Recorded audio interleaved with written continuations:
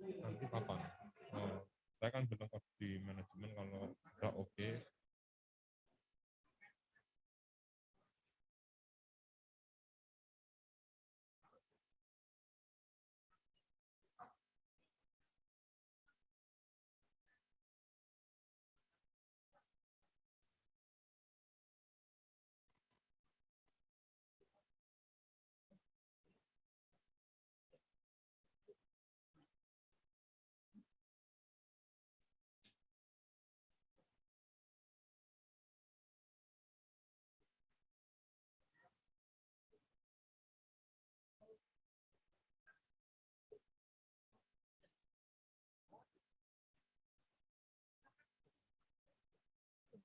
Belum ya?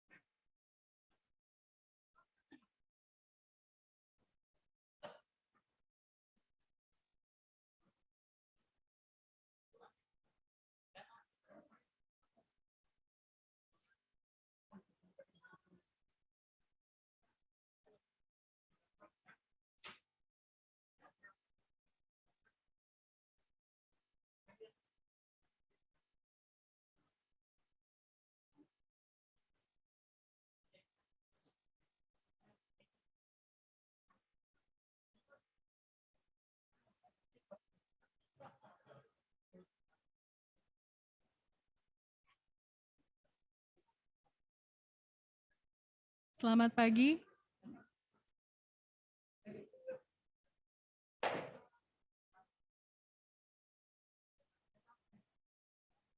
Selamat pagi.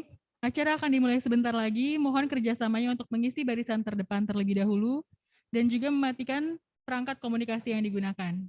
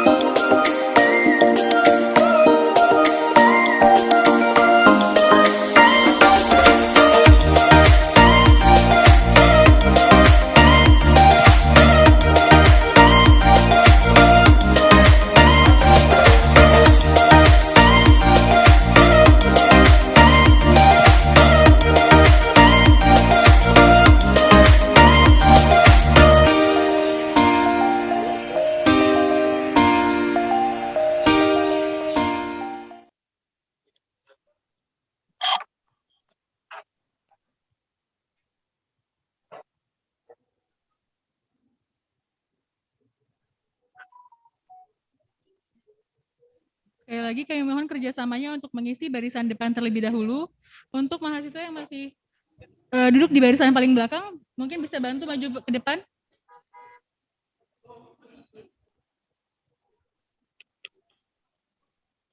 Dan semua karyawan Politeknik STIA LAN Jakarta juga untuk memenuhi ruangan yang telah disediakan.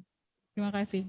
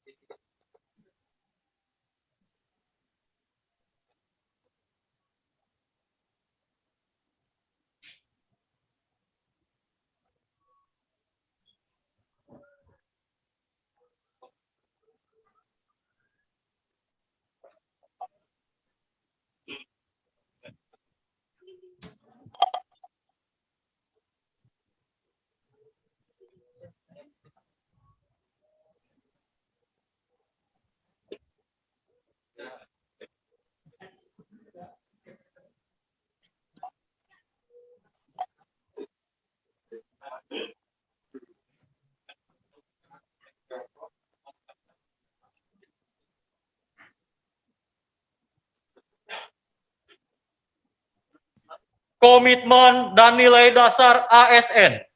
Kami, ASN Lembaga Administrasi Negara, merasa bangga melayani bangsa.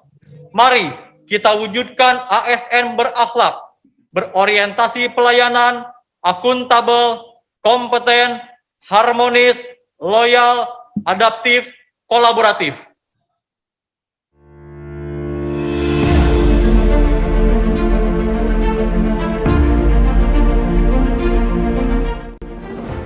Menjadi seorang aparatur sipil negara tentunya menjadi kebanggaan tersendiri bagi saya. Bagi saya, menjadi seorang SN membuat saya dapat berkontribusi langsung untuk negara dengan memberikan ide-ide untuk perbaikan tata kelola pemerintahan. Menjadi seorang SN bukan hanya dituntut harus pintar, namun juga perlu bersikap sebagai seorang abdi negara yang dapat mengemban kepercayaan publik, amanah, dan berakhlak.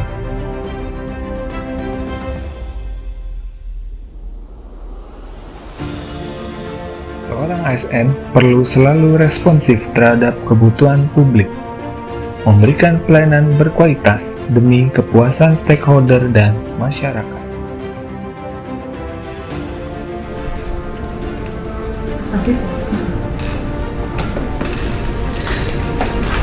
Kami berkomitmen memberikan pelayanan terbaik pada stakeholder Politeknik STIA LAN Jakarta. Setiap tugas dilaksanakan sesuai dengan standar pelaksanaan dan menghasilkan output yang terukur. Kami bertanggung jawab atas kepercayaan yang diberikan. Perlu terus mampu mengembangkan kapabilitas dan kompetensi untuk berkinerja dengan baik. Kami terus belajar dan mengembangkan kapabilitas.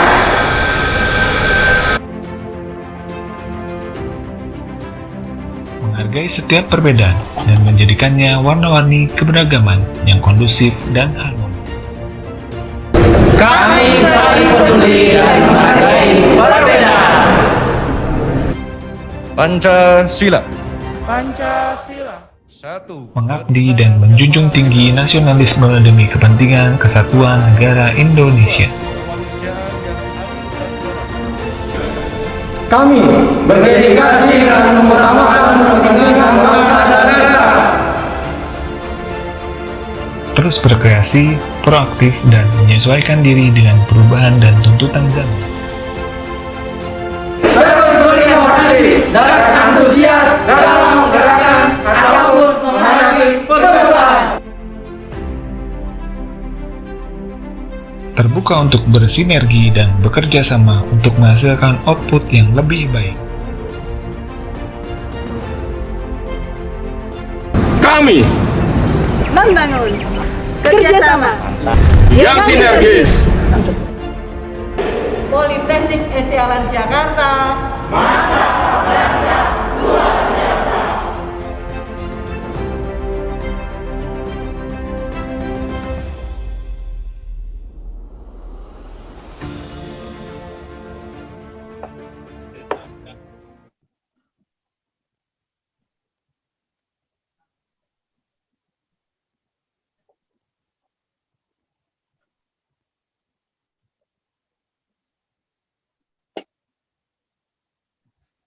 Mengingatkan kembali, untuk para hadirin jangan lupa mematikan perangkat komunikasi saudara, dan juga untuk yang hadir di tempat ini tidak perlu hadir di Zoom meeting juga.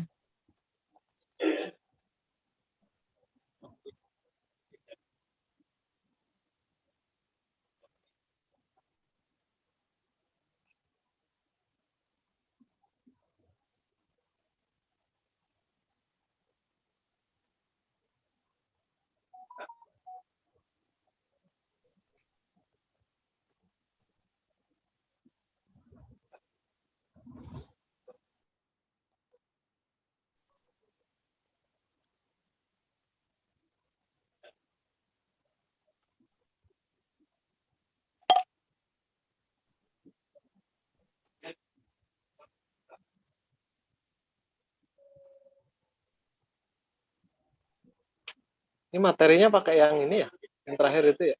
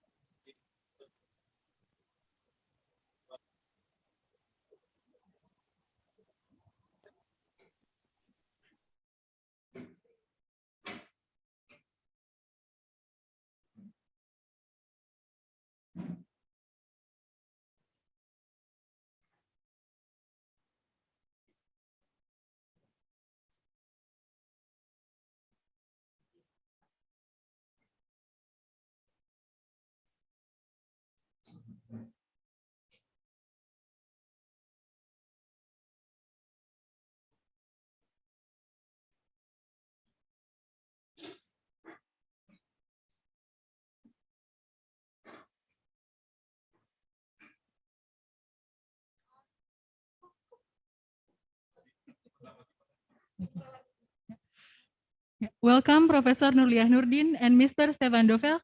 Kindly sit on the stage as we will start this session shortly.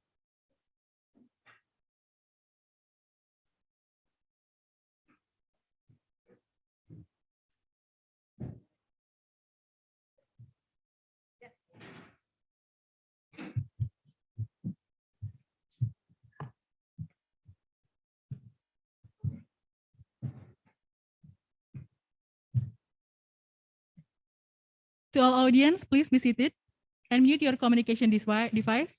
We will start the session.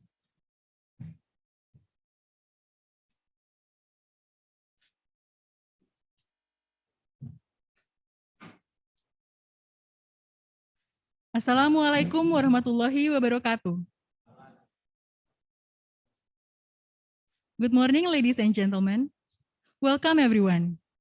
Thank you all for finding time and joining us today, both virtually and live in NIPA School of Administration Jakarta, to participate in this public lecture series themed Sustainable Development and Resilient Governance Towards Competitive Indonesia. Today's key theme is on decentralization. Today's public lecture is using blended method, where we have around 150 participants directly in NIPA School of Administration Jakarta, with strict health protocol and measurement, and also we have hundreds of other participants in the Zoom meeting room. In addition to being shown in the Zoom meeting, this public lecture event is also broadcasted live in the YouTube channel of STIA LAN Jakarta Politeknik. Before we start, we would like to remind all participants regarding some rules for the event. To ensure smooth running of the event, we ask for all attendees to turn off or mute your communication device and microphone during the event. All students of NIPA School of Administration are obligated to make a resume saved in PDF format. The resume will later be sent via link given and shown by the committee at the end of our sessions. And the due date for the submission is on April 1st, 2022 at 3 p.m. Jakarta local time. Students will only get certificate after fulfilling the attendance list and submitting the resume. If you have any questions for the speaker later, please drop your question to the host name, questions_public lecture. And last, the committee will announce door prize for 5 best questioners at the end of our lecture. This public lecture program aims to increase students and the public's insight into current issues and conditions so that we can hone and prepare ourselves to fill the needs of becoming competitive Indonesia. The rundown for these events are ceremony by singing national anthem of Republik Indonesia, prayer, video of NIPA School of Administration Jakarta, opening speech from the head of National Institute of Public Administration, which on his behalf will be delivered by the Deputy for Policy Studies and State Administration Innovation, photo session, public lecture with key speaker, Mr. Stephane Dovert, from the Director of Institut France Indonesia, discussions and Q&A, and closing and wrap up. Okay, as an official ceremony to commence this program, we will start by singing the national anthem of Republik Indonesia. All audience, please stand up.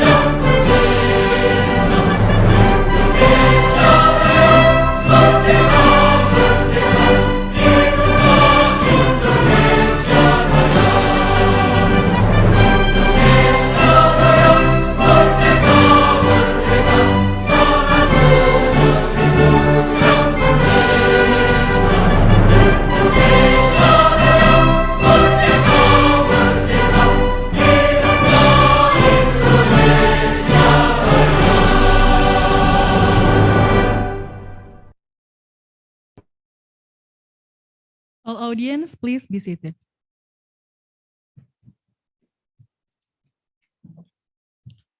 Ladies and gentlemen, the second agenda of this event is prayer, which will be led by Fahri Fatradin. To Fahri, the floor is yours.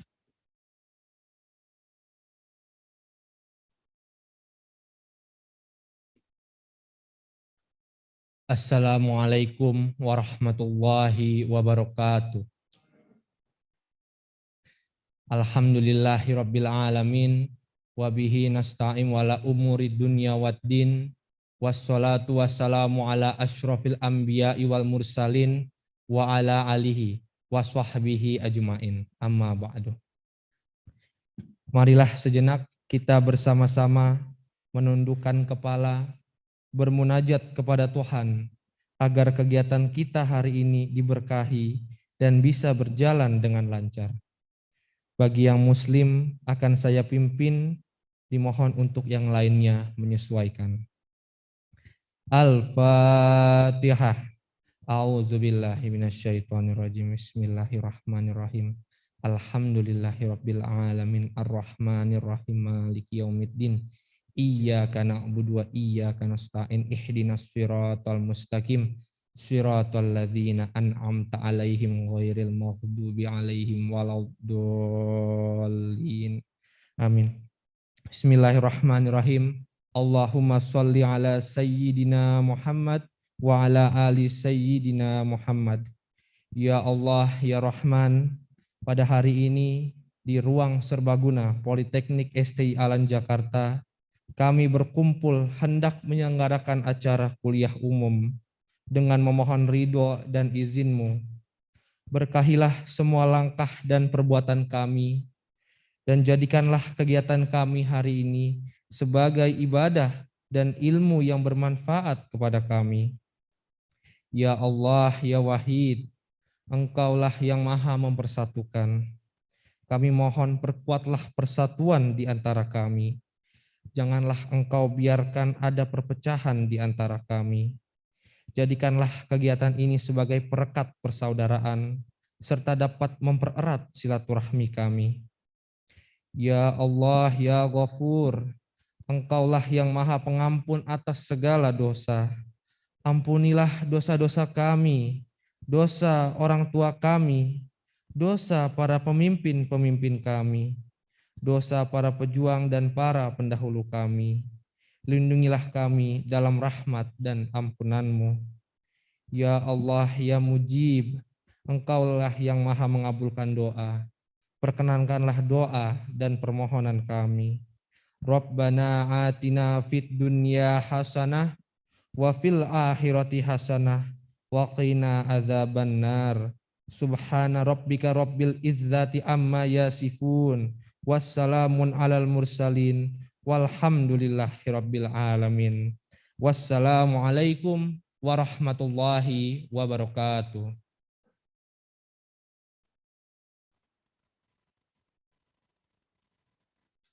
Now we will watch a new video of NIPA School of Administration Jakarta as a place to study, to connect, and to grow.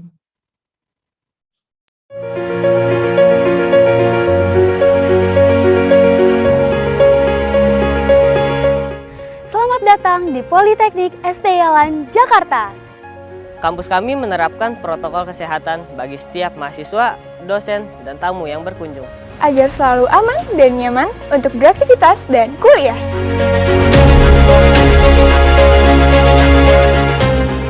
Belajar di Politeknik STIA LAN Jakarta menjadi pilihan terbaik untuk membangun karir di masa depan.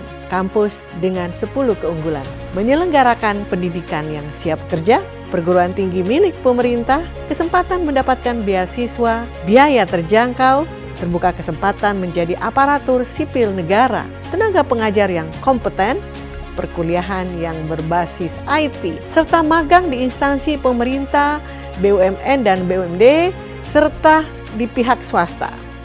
Green Campus di pusat Jakarta, dan jaringan alumni yang ada di kementerian, lembaga, swasta, dan pemerintah. Kuliahnya bisa hybrid loh, bisa daring dan luring. Yuk kita intip kuliah malamnya.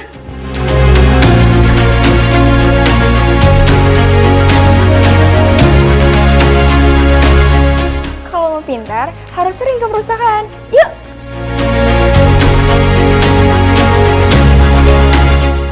Teman-teman, ada yang sedang latihan wall climbing juga nih.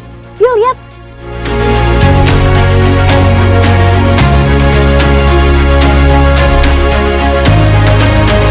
Pendidikan di Politeknik STIA LAN Jakarta memberikan pengalaman yang sangat berharga bagi saya selaku aparatur sipil negara di lingkungan pemerintah Provinsi DKI Jakarta dalam penguatan karakter, memberikan semangat perubahan menuju Indonesia yang lebih maju.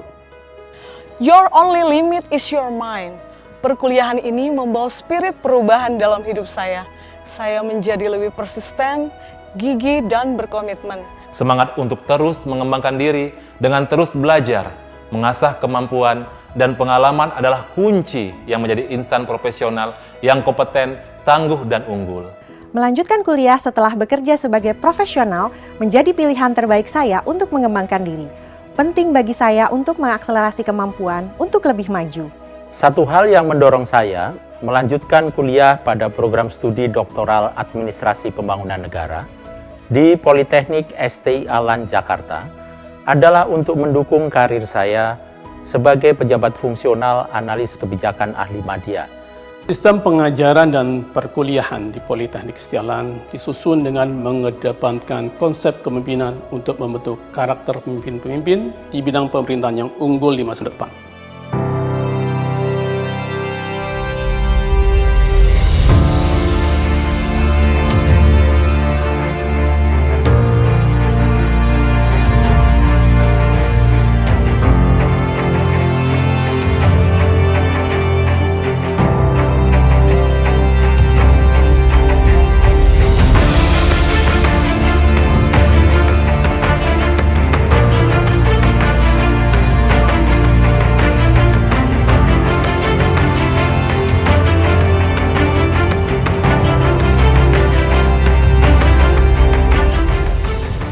Seru-seru kan aktivitasnya?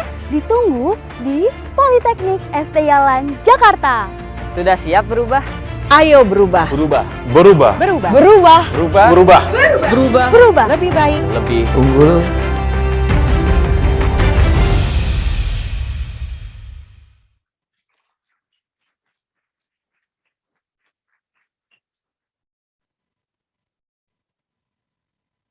Thank you. Now we would like to invite the Deputy for Policy Studies and State Administration Innovation of NIPA to deliver an opening speech for this public lecture. To Dr. Tri Widodo Wahyu Utomo SHMA, kindly proceed.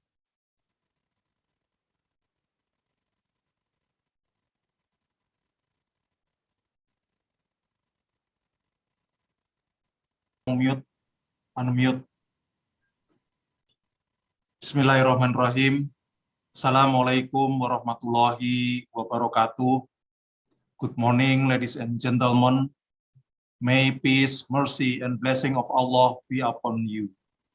My humble respect for our honorable speakers and partners, Mr. Stephane Dovert, Director of Institute Francais Indonesia, Counselor Cooperation of French Embassy, High Official of National Institute of Public Administration, Professor Nurliah Nurdin, Director of NIPA School of Administration, Directors of NIPA School of Administration, Bandung and Makassar Campus, also all audience and participants.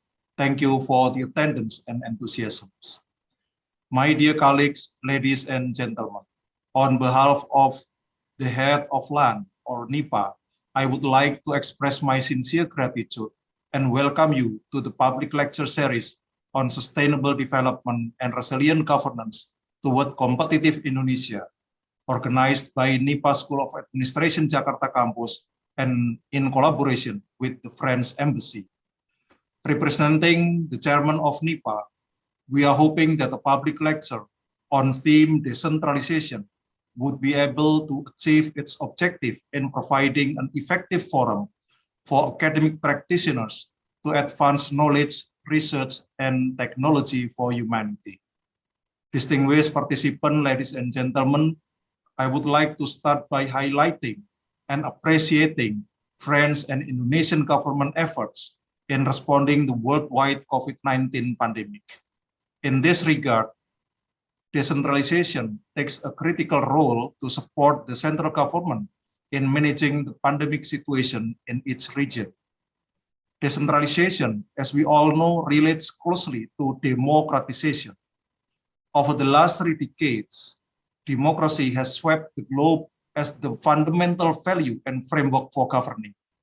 Decentralization is also becoming more widely recognized as a core value of democracy. Decentralization upholds community aspirations, delivers public services more efficiently, thus regional governments must have the genuine capacity to respond to the people's need. In short, decentralization is increasingly being requested from below, as a result of grassroots pressures, and it is accepted for its ability to strengthen democracy's depth and validity. Respectable Mr. Stephane Dovert and all participants, for academic practitioners, learning about decentralization is both crucial and interesting. We could indicate decentralization as political decentralization, administrative decentralization, fiscal decentralization, and market decentralization.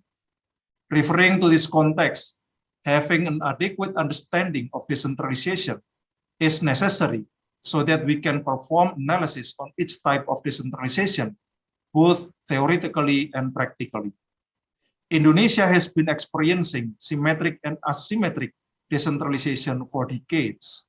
As such, we have specific regions practicing asymmetric decentralization in Jakarta, Yogyakarta, Aceh, and West Papua. Lessons learned are many, and through this lecture, we may experience knowledge-based empirical sharing, even best practices of decentralization in France. Therefore, we could identify the keywords of success and failures of decentralization concerning distinctive cultural values and administrative political atmospheres as determining factors. Ladies and gentlemen, wherever it takes place, to be sure that decentralization, whether symmetric or asymmetric, is a tool to realize the goals of nation building, clean and effective governance, as well as wealthy people and equal development. Decentralization is aimed at erasing the disparity gap among regions, referring to the common goal of sustainable development, no one left behind.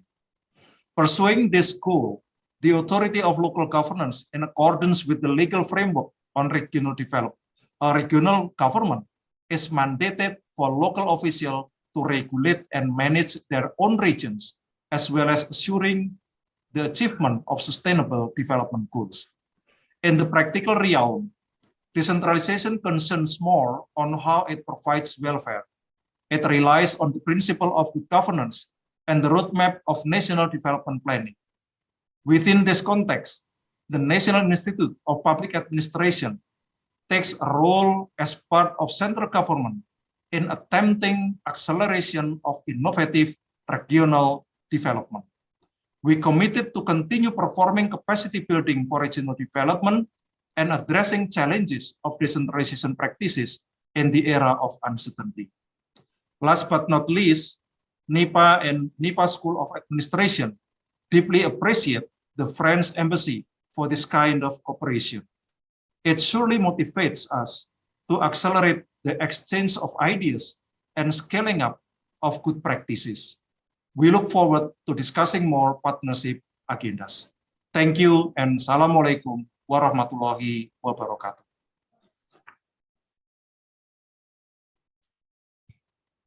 Thank you, Dr. Tri Widodo, for the speech. Next agenda is photo sessions and exchange placard. First, for all participants in the Zoom meeting, we will invite you to have a quick photo sessions. Please turn on your camera and IT team will help to capture.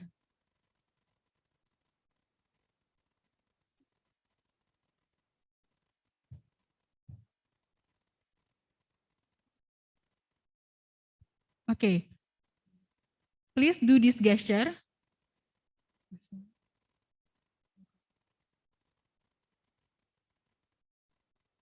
Okay, in 3, 2, 1.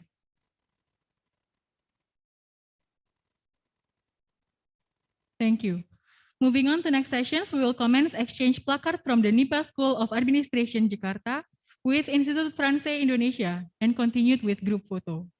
Kindly ask permissions from Professor Dr. Nurliah Nurdin and Mr. Stephane Dovert to stand up and hand over the placard.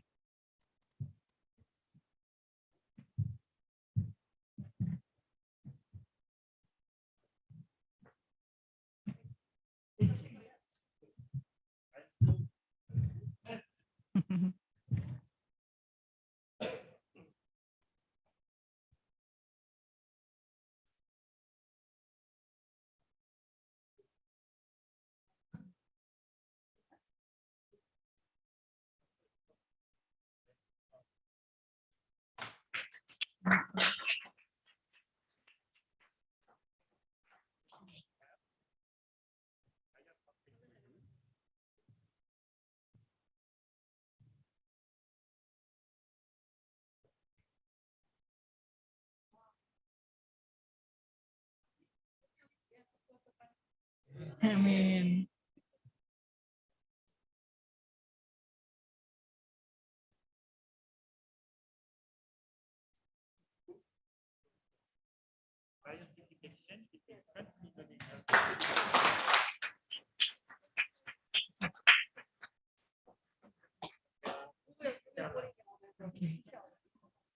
We also invite Vice Director 1 for Academic Affairs, Dr. Mala Sondang Silitonga MA, Vice Director 2 for General Affairs, Neneng Sri Rahayu STMSI, and Vice Director 3 for Student Affairs, Dr. Edi Sutrisno SEMSI, to take place in the group photo.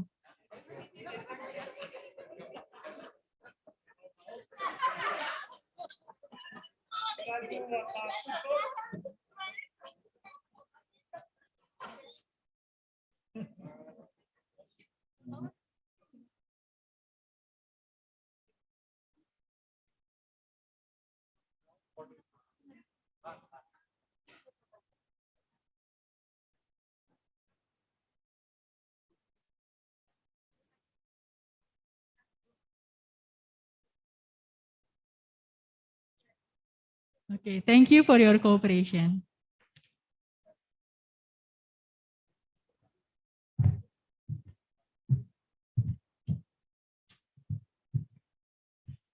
Now, without further ado, we will jump into our main programs, the public lecture sessions with key theme digitalizations, which will be delivered by Mr. Stephane Dovert and moderated by Professor Dr. Nurliah Nurdin. To Professor Nurliah Nurdin, we invite you to guide the sessions. Thank you. Mbak Kesia, thank you very much for really a nice welcoming. Assalamualaikum warahmatullahi wabarakatuh. Alhamdulillah wa syukurillah, kita bersyukur ya hari ini akhirnya kita bisa mendatangkan tamu kita jauh-jauh dari Perancis. Tapi sebenarnya dekat ya, kedutaan Perancis ya. Bisa bertemu kita, sharing bersama kita dengan tema desentralisasi ya. Bersyukur ini kita blended ya. Kita blended karena ada juga nih, saya ingin menyapa juga yang online di sana. Dan wadir-wadir saya di sini, Masya Allah, terima kasih Bu Mala, Bu Neneng, Pak Edi, dan teman-teman dosen, mahasiswa, I do appreciate you coming here. Dan semua ya, Direktur LAN, Direktur Politeknik yang ada di Makassar, Bandung ya, juga teman-teman LAN, very good morning from Pejompongan. Bonjour.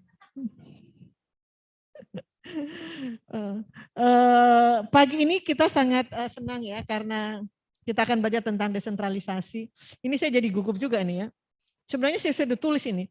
Bonjour monsieur, bienvenue monsieur. Ya. Bienvenue sur le Politeknik STIA LAN Jakarta. Itu artinya apa tadi tuh? Selamat datang di Politeknik STIA LAN Jakarta. Baru baca juga tadi pagi ya. Lihat. Okay, since we have a blended, so we have our participants here offline, and we do also have online. We might be increased usually into 1,000. Yeah, we'll see. Before we learn about decentralization, which is a part of our life, yeah, in government, Indonesia governments, yeah, we have been in the sweet and bitter in related to decentralization. There's a best practices. There's also not really good practices, but then we're going to learn how is France in its decentralization. But before that, let us know who is the man beside me. Yeah, as you see, he's really tall.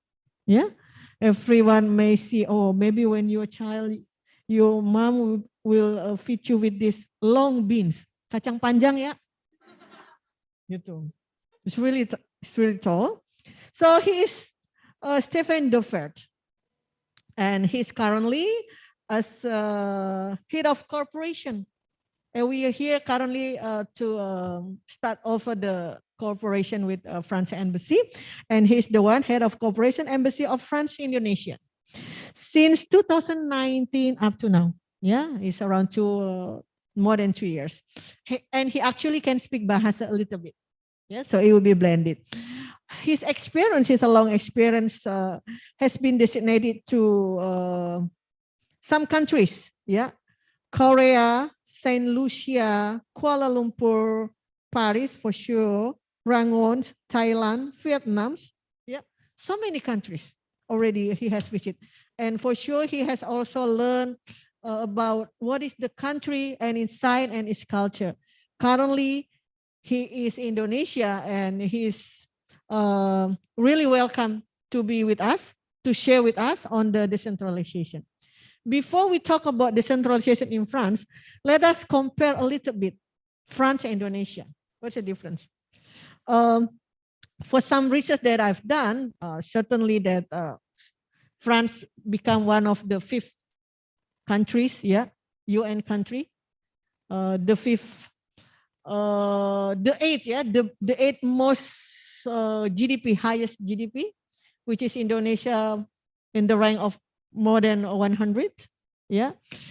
Concerning the large, yeah, France is around 500, yeah, around, yeah. Indonesia is around almost 1.9 million.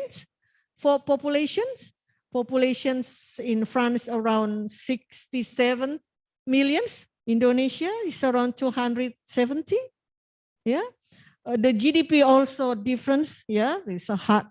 Yeah, let's see, for France, the GDP is around 45,000 million, which is Indonesia is around 3,000. So it's a lot difference. Expenditure on education, yeah, is 10 times higher. Expenditures on health, yeah, expenditure on military, and the index of good governance, they are a lot higher also than Indonesia. This is why we need to learn. How do France study the decentralization? Yeah. What can we learn? Instead of learning France as a tour of Eiffel, yeah, make picture of Eiffel, we will learn a lot more than only Eiffel as a tourism. It's also one of the highest in Europe, yeah, the second highest of tourism in Europe, yes, France. But then we will learn more on that decentralization. And then I wish everyone here and also online can learn on this, and then later on we can make a question and answer. And there's a present of question and answer, yeah.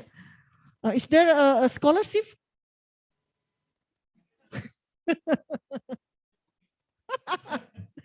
So I'm just provoking, you know. Okay, time is yours. No? We love to hear on you on the decentralization.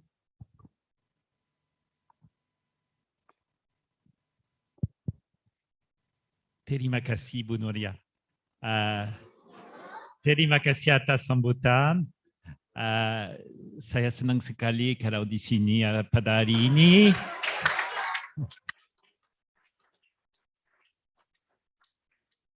Karena itu adalah pegawai negeri masa depan di Indonesia, dan ini penting karena masa depan lebih penting daripada masa ini. Pasti selalu segini. Dan saya dari kedutaan seperti tadi tersebut, tetapi saya peneliti juga bidang sejarah sama politik, dan saya akan bicara. I will not speak on behalf of French Embassy, but on behalf of myself, being an historian and a political scientist. So it will explain my freedom of speech. I will not tell you what I'm supposed to tell you.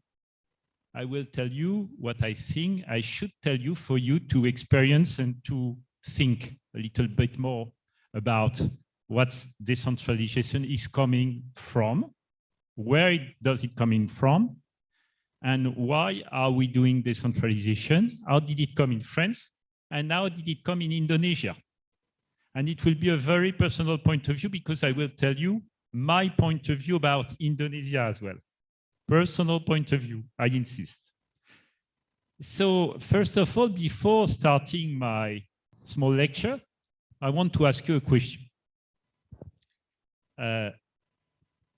siapa menganggap diri orang Jakarta di sini? Siapa yang menganggap dirinya orang Jakarta? Who thinks he's a Jakartanese? At least the ID card, right? Raise your hand if you feel that you are Jakartanese. Enggak ada orang Jakarta. Siapa menganggap diri orang dari tempat yang lain? Nah, from other places. We have two. Ini bingungnya. Kalau bukan dari Jakarta atau bukan dari tempat yang lain. Somewhere outside the world. Sometimes in the space. So you don't want to answer, and that's interesting. Showing that there is a kind of bit of a discomfort by saying, so I am from the capital city or I'm coming from somewhere else. And this probably is a base of what I will tell you about. Decentralization and the relationship between center and peripheries. So let's maybe try to start with my small PowerPoint. First slide, please. Yeah. Yes. France and Indonesia, decentralization, what for? I will explain later what is or what should be or what could be considered in common sense decentralization. But first of all, I would like to tell you a little bit about the French experience. Because as Ibu Nouralia kindly said, France is well advanced in a way. Well advanced, but of course, always less than we think. And decentralization was definitely not for granted in France, for same reasons than in Indonesia, you will discover. Here is an interesting map showing what was France in the end of the 15th century. 5 abad yang lalu. Dan tidak ada Prancis pada zaman itu. There was no France at this very moment. As you can see in this very complicated map, this should be France, but no, you have Brittany, that was not a part of France. You had Normandy, that was not a part of France. It was heavily dependent from Britain. You had a part of France that is not France anymore, that is in Spain, but with a special statute. And all of those states were, in fact, independent. Tidak ada satu Prancis, ada banyak-banyak negara di dalam tempatnya yang sekarang ini namanya Prancis. So, what was the challenge? At the time of the French Revolution, you have probably heard about French Revolution because of the king who were shot. So it's very known, and Bastille Day, that is our national day on 14th of July. But what you probably don't know is that at this very moment, the new government, we move from a kingdom to a republic. And the very idea was to have a unified one and only country. Please, next slide. Next slide, please. Next slide. Yeah, thank you. And here is France as it is nowadays. So we are in 1789, almost 300 years ago, 250 years ago, and this is France as it is nowadays. But the idea was to have one sole and only France, with all the little district having its own, having its about the same surface, about the same number of people, and no dependent from Paris. Paris in the center, and all the small district heavily dependent from the center, not having any kind of independence anymore, because what was important at this moment was unity. Unity and not diversity. They wanted, the new government wanted to have one France, France Bersatu. Yeah, you remember the national anthem of Indonesia, and we will get back to it. Indonesia Bersatu, it's not by chance. It was not by mistake. And here is the same. we needed to have one France. So, of course, it led the capital city and the government to get all the control. To have one sole and only country, he had to have all the control from the capital city. Next slide, please. And so what does it mean? Yes. What does it mean to have it all concentrated? You see the Eiffel Towers. Everybody tahu tentang Menara Eiffel, ini simbol Paris. Tetapi semua masuk di Paris. Pemerintah, keuangan, semua. Dan waktu orang bicara tentang Perancis, mereka bicara tentang Paris saja. From the revolutionary time up to 1981, so not long ago, everything was in France heavily centralized. Every power were concentrated in the end of the government in Paris. So, what does it mean? Next, please. Next, yeah. Next slide, please. What does it mean? Means that all the information and taxes were coming to Paris, direct channel coming from everywhere in France to Paris, and then instructions and budgets getting down with a repartition that was decided by the government of the capital city. Now, of course, it did cause problems. Concentration of powers always cause problems. So at a certain moment, a debate, I was still students at this time, a debate emerged and people said, so we don't have to concentrate the power anymore because France is already unified. There is no challenge anymore. We are one and only country.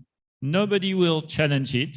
So it's time to give back to the areas, various areas, some powers. And so the process, what is decentralization? You know that better than me because I'm not an expert in administration. I am not even an expert on decentralization. I am an expert on the nation state and the way it builds itself and the way people feel that they are part of something or something else. So I'm more a political scientist. So the definition of decentralization, you know it better than me. Process by which the states transfer a set of executive functions, not only administrative competence, but real executive functions to local authorities. What is the objective? It's everywhere the same, to bring administration closer to the people, increase democracy, I can't read the other one, and accountability. And to boost local development, because we assume that a policy, you can get a better policy by allowing the people who are close to the problem to deal with the problem. So it seems very good, but it requests a change in mindset. Maybe some of you, when I ask you the question, are you Jakartanese? We're not really feeling as Jakartanese, considering themselves as coming from somewhere else, but we're not very, tidak berani untuk, ya saya dari tempat yang lain, dari daerah yang barangkali orang rasa bisa ada ini daerah apa, terbelakang, karena Jakarta lebih maju. Dan di Perancis juga sama. Orang rasa ya kalau saya bukan dari Paris, saya orangnya penduduk dari kategori kedua, bukan penduduk yang penting. Dan so we need a change of mindset. What does it mean? Next, please. Next slide, please. Yeah. What does it mean? A change of mindset means that from the first, on the left, everything from Paris to the other, and giving direction to other areas, budgets coming back, requests for information coming back, and as I just told you, the budget are getting back and the instruction are getting back from Paris, and we move to the second situation where you have plenty of, let's say, average cities in France who did get the power. And the ultimate level that we haven't, that no country in the world has reached is a third, where everything is connected all together without any center anymore. I think that it's an utopia. You can't get it up to it, but decentralization in principle could lead to the third situation, to the third part. So decentralization definitely means politically the center part, having some kind of centers, a couple of centers that are closer to the people and that concentrate the power not at the level of state, but at the level of areas. Next, please. Here you see what is the situation in France now. You see the various areas will get some autonomy, and we will see how. Next, please. So in 1982, with a new socialist government, we had a real change of a switch in political power in France, coming from conservatives who were at the head of states since the Second World War. And in 1981, so almost 40 years ago, we did reach another stage, or another government did come into power with François Mitterrand, a new head of state, who was considered as a leftist. And so a part of this program was decentralization. And some people thought at this time he is really a revolutionary. He's not a wise guy. He's a leftist, and he wants to put everything topsy-turvy, and he doesn't want to be reasonable. But he pushed his idea, and with his Minister of Interior, Gaston Defferre, they moved to 25 new laws leading to decentralization. What does it mean? What does it mean? What did it mean? End of the administrative and legal supervision of the prefect. The prefect was the envoy of the representative of the central government to the various regions. End it. Still have the prefect, but with very limited capacity since this time. The court, and not the government, is giving the authority to control legal acts.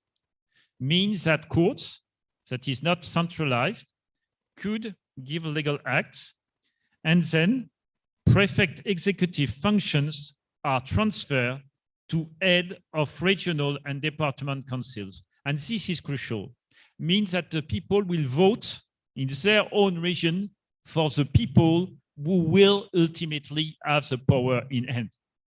So you vote for the central government, and we will do it in 2 weeks for France, but you vote as well for your regional head of area.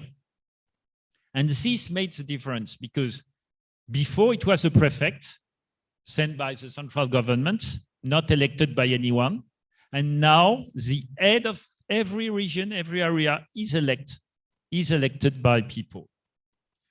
Next, please. So since and it did lead to a constitutional reform. France is like Indonesia or like other countries, not every country in the world. We have a constitution. You know the 1945 constitution in Indonesia. Our constitution is a bit younger, 1958 is our constitution. But to change constitution, as you know, it's very complicated. And it has to be very complicated, otherwise any government can do whatever he wants. So we had to change the constitution to allow the decentralization to get a step ahead. So it's what we did in 2003, not so long ago, as you can notice.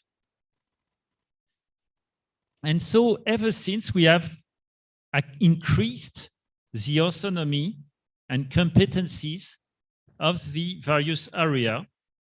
And we have been helped as well by the EU, the European Union, that was also tending to promote decentralization. France and EU were both promoting decentralization. And of course, France is part of the EU. So nowadays in France, it's complicated because we have, let's say, roughly 3 levels of power, 3 main levels of powers. EU, because we are part of the EU, and some power are given to the EU, more than Indonesia to ASEAN, by far more. Our regional integration in Europe is much more advanced than in Southeast Asia. So we have given the government, French government has released power to the EU, to Brussels. Then you have the central government, still strong. And then you have the regional power. And then, of course, you have different layers of areas, but let's say 3 levels, 3 layers. Next, please. Let's move to Indonesia for my little comparison.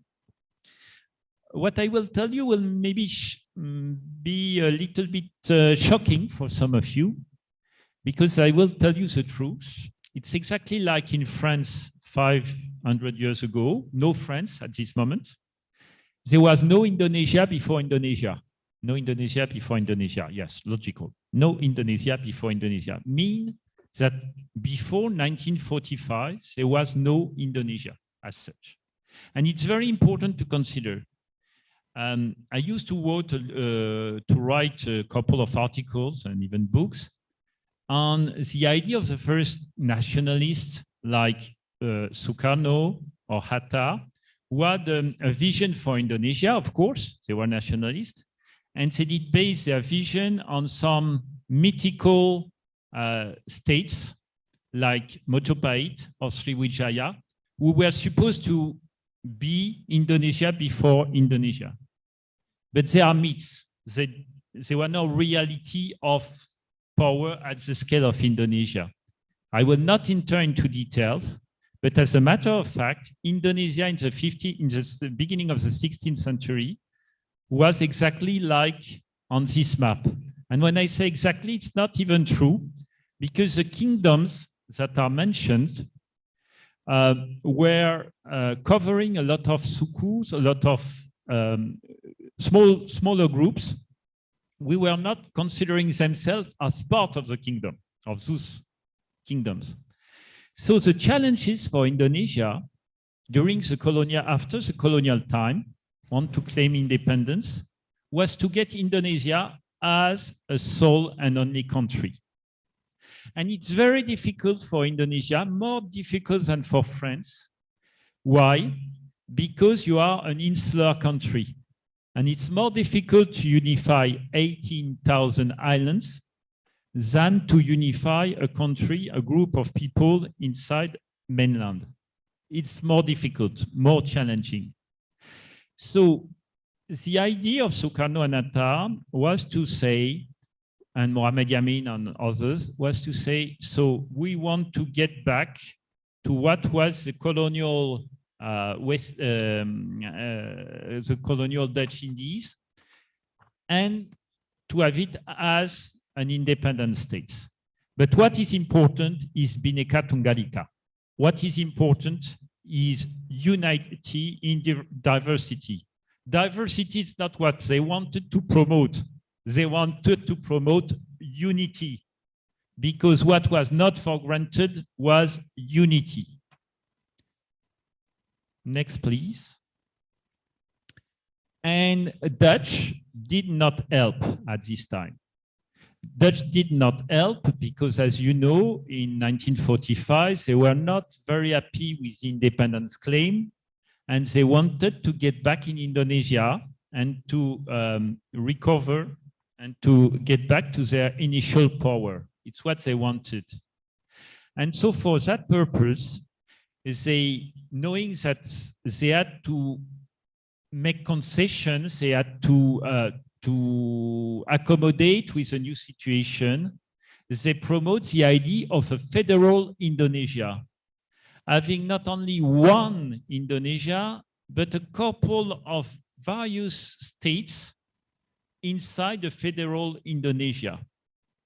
Of course, their idea was to divide to better control, knowing that if you have plenty of states, they will be more fragile, and they could, some of them could be more inclined to work with you and to stay a bit kept in your areas of influence. And that's why they push and they invite the Republic of Indonesia government, that was not recognized yet, to sign an agreement in Linggadjati in November 1947. And it was a conference after two other conferences, one in Malino, a little bit earlier this year, and another one in Bali. And this agreement led the Republicans to accept the idea of a federal Indonesia that was more or less this kind of arrangement. Then it took 5 years, almost 5 years or 4 years, for Indonesia to become unified. Because, of course, the Dutch based their effort on a situation that was not purely, not 100% non-logic. Because, of course, the diversity of Indonesia, you had some people everywhere in Indonesia who considered that the offer of Dutch was not that bad. Of course, when you are in the eastern part of Indonesia, people were a little bit afraid of having Indonesia dominated by Java. You know that. You know that every area in Indonesia have a little bit of sour feeling by the domination of Java, because 60% of the population, all the power. And so people say, why not federal Indonesia at a certain extent? And the nationalists had to fight back and to say, no, no, no, no, no, no. But nationalists from Java and Sumatra by saying, no, no, no, no, no. We want one single unified Indonesia. And we will deal with that. And then the government of Indonesia in the 1940s and the 1950s struggled to get this unification real, fighting against Republic Maluku Selatan in the 49 and 50, fighting against the idea of having Irian Barat, Irian Jaya separate from Indonesia, as it was planned by the Dutch and backed by the people of the area, fighting to avoid some separatism in Sulawesi with the PRRI Permesta and Sumatra as well, with separatism issues, fighting against the idea of separatism in Aceh, and wanting to have the country unify. One Indonesia, Bhinneka Tunggal Ika, Indonesia Bersatu. That's why we always repeat this concept. And so for the young people here, some of you should consider, yeah, what's the point? Indonesia is now unified, but you just have to imagine that for your parents, it was not for granted. So that's why centralization was key. And it was not, absolutely not a good idea to enter into a decentralization kind of debate. That's why during the Sukarno era and Suharto Orde Baru, no point about decentralization. Everything heavily centralized in Jakarta. Every decision in Jakarta. And then Indonesia became a democracy in 1998. And I was among the ones who said, wow, there is a risk. Next, please. There is a risk. Here are the Indonesian propensity of nowadays. And I said, yes, there is a risk. Myself and some others in Indonesia saying, wow, there is a risk, because if you have decentralization, as it was planned by the democratic government of Gus Dur and the others, then, wow, you take a risk.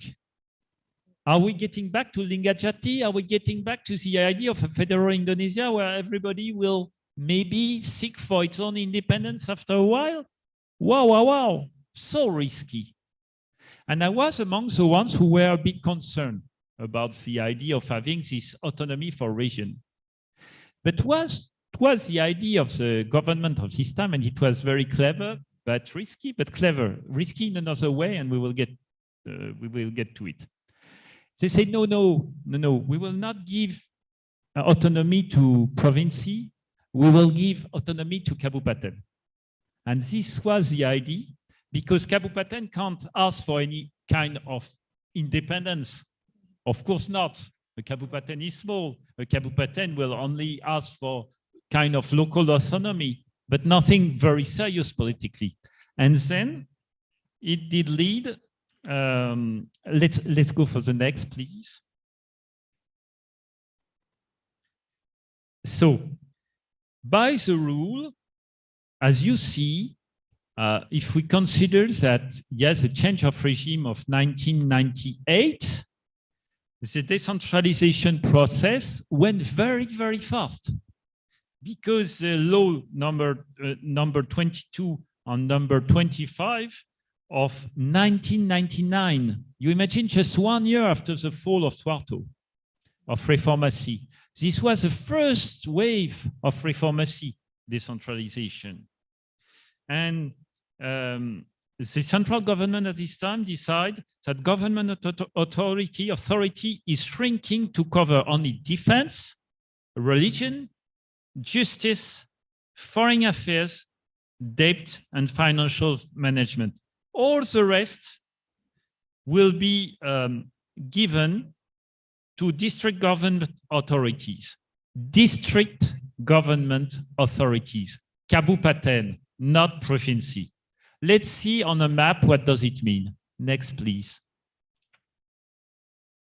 Alors, this is a very fascinating map, very beautiful, kind of, I don't know, of scenic, of paintings,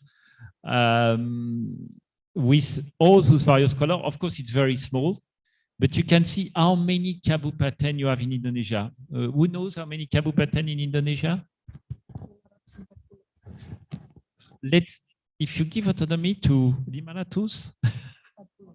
40 Kabupaten, just imagine how challenging it could be technically. It's just very, very difficult then to control. If you give the autonomy, how can you control that everything is well done in 540 areas? Because Indonesia is enormous.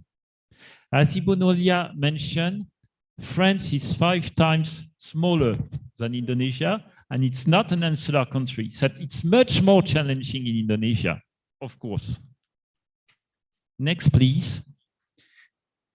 But the government was very courageous and very consistent in its willingness to achieve the decentralization. So it's like in France, step by step, year by year, decentralization moves ahead. More and more decentralization, less and less control from the central government, and more control in the end of Kabupaten. But because it was functioning well, because of the maturation of Indonesia, government decided to give a little bit more power to the province as well. And you had a second wave of decentralization where province did get more power as well in their hand.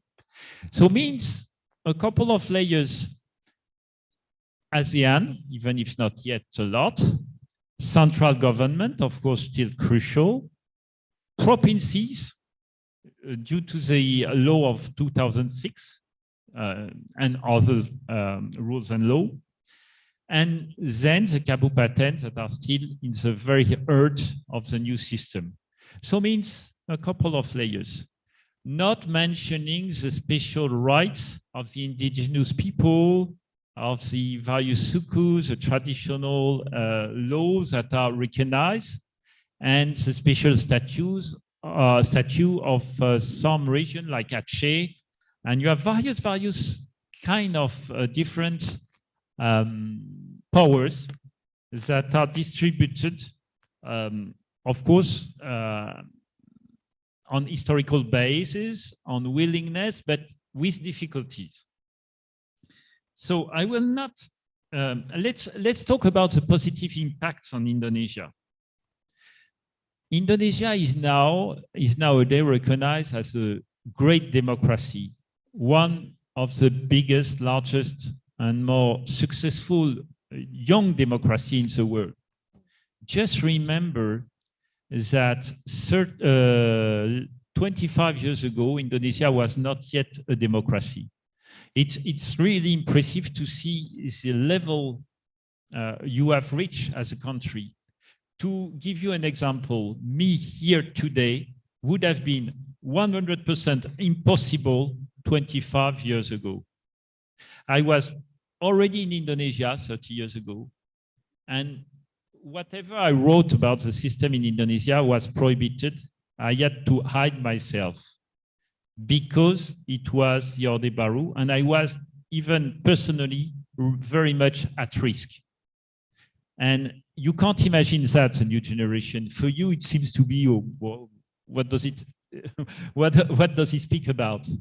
But 30 years ago, this kind of speech was impossible because you had only one and only way to see it was the Orde Baru, President Suharto, General Suharto point of view, and no other point of view whatsoever. So you have reached a tremendous level of democracy and a tremendous level of local democracy. And the elections, the local elections are models because 540 Kabupaten, just imagine the amount of energy, of control, of willingness, of power empowerment, of budgets you need to organize elections and to make them true and fair and well recognized. And this local democracy gives the opportunity of local people to emerge, local leaders, clever people to emerge and to get in to the central government as well. You have the way to select the wisest and the best. This is one of the good aspects. Fiscal decentralization is good because some regions, including Aceh, including Papua, including others, Maluku and others, did consider for long and still partially considered that they don't get enough reward from the natural resources. And some other regions, as Batam or Jakarta, can consider as well that their own dynamism is not enough reward by the community because they give too much to the community and they don't get back enough. So this is important to consider, that fiscal decentralization is a good point for the people who do something, who own something special, to consider, yes, I have some petrol in my area, I could get, or gas, I could, or tins, or mines, I could get some reward from those mines. Or I have factories, or I am a kind of new Silicon Valley of Indonesia, I have ITs or so on. So it's not fair if we have that in our areas and the other areas get our results in a way for free without efforts. So that's good to have this fiscal decentralization where people pay their taxes to get back the results for themselves. And decentralization has also an impact on social protection, education, and health, because all those services are covered more or less by the local government. And to tell you, it's exactly the same in Indonesia and France. Exactly the same challenges and the same outputs. But of course, a perfect system doesn't exist. So please, next. next slide. I've forgotten. Those are the assets. I let you read with what I have just said. So local developments, get back to local communities, and everybody feels that it's better, that it's fair to have a result of your own work, your own government, on people that who you know well, your own resources getting back to you in a way. So this is very fair. But there is no perfect system. And what I will tell you about Indonesia is exactly the same for France. Next slide, please. Next and last. So let's start by complexity. On the bottom up, on the top at the left of the slide. It's very difficult and very challenging. I will give you a feedback from the French companies who try to invest in Indonesia. For instance, who try to invest in an infrastructure somewhere in, let's say, for instance, in Kalimantan, just as an example. In central Kalimantan, you want to have a factory, for instance, or electrical installation like a power plant. So it's more or less a nightmare. Let's take the example of a power plant. You want to install solar energy to central Kalimantan. Of course, there is nothing real in my example. You are a French company, for instance. So you have to deal, of course, with the rules of Indonesia for foreign investors. That's a bit challenging. You have to apply to the Ministry of Investment, finding the way to get your investment recognized and making it possible. And then you have to negotiate with the central government, the Ministry of Energy, of course, the Ministry of Planning and Energy, and you have to deal with PLN as well, because PLN, of course, is central for energy. So you have to deal with Ministry of Plan, with the Ministry of Investment, with the Ministry of Energy. Everybody should agree.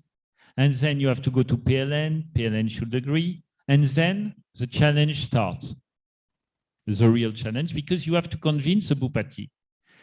And you have to convince the province, and then you have to convince the Bupati of the area where you want, and then you have to convince the local community, and convincing means, in a way, helping. And this is a real challenge, and sometimes you are even lost in track, and you don't even know what to do.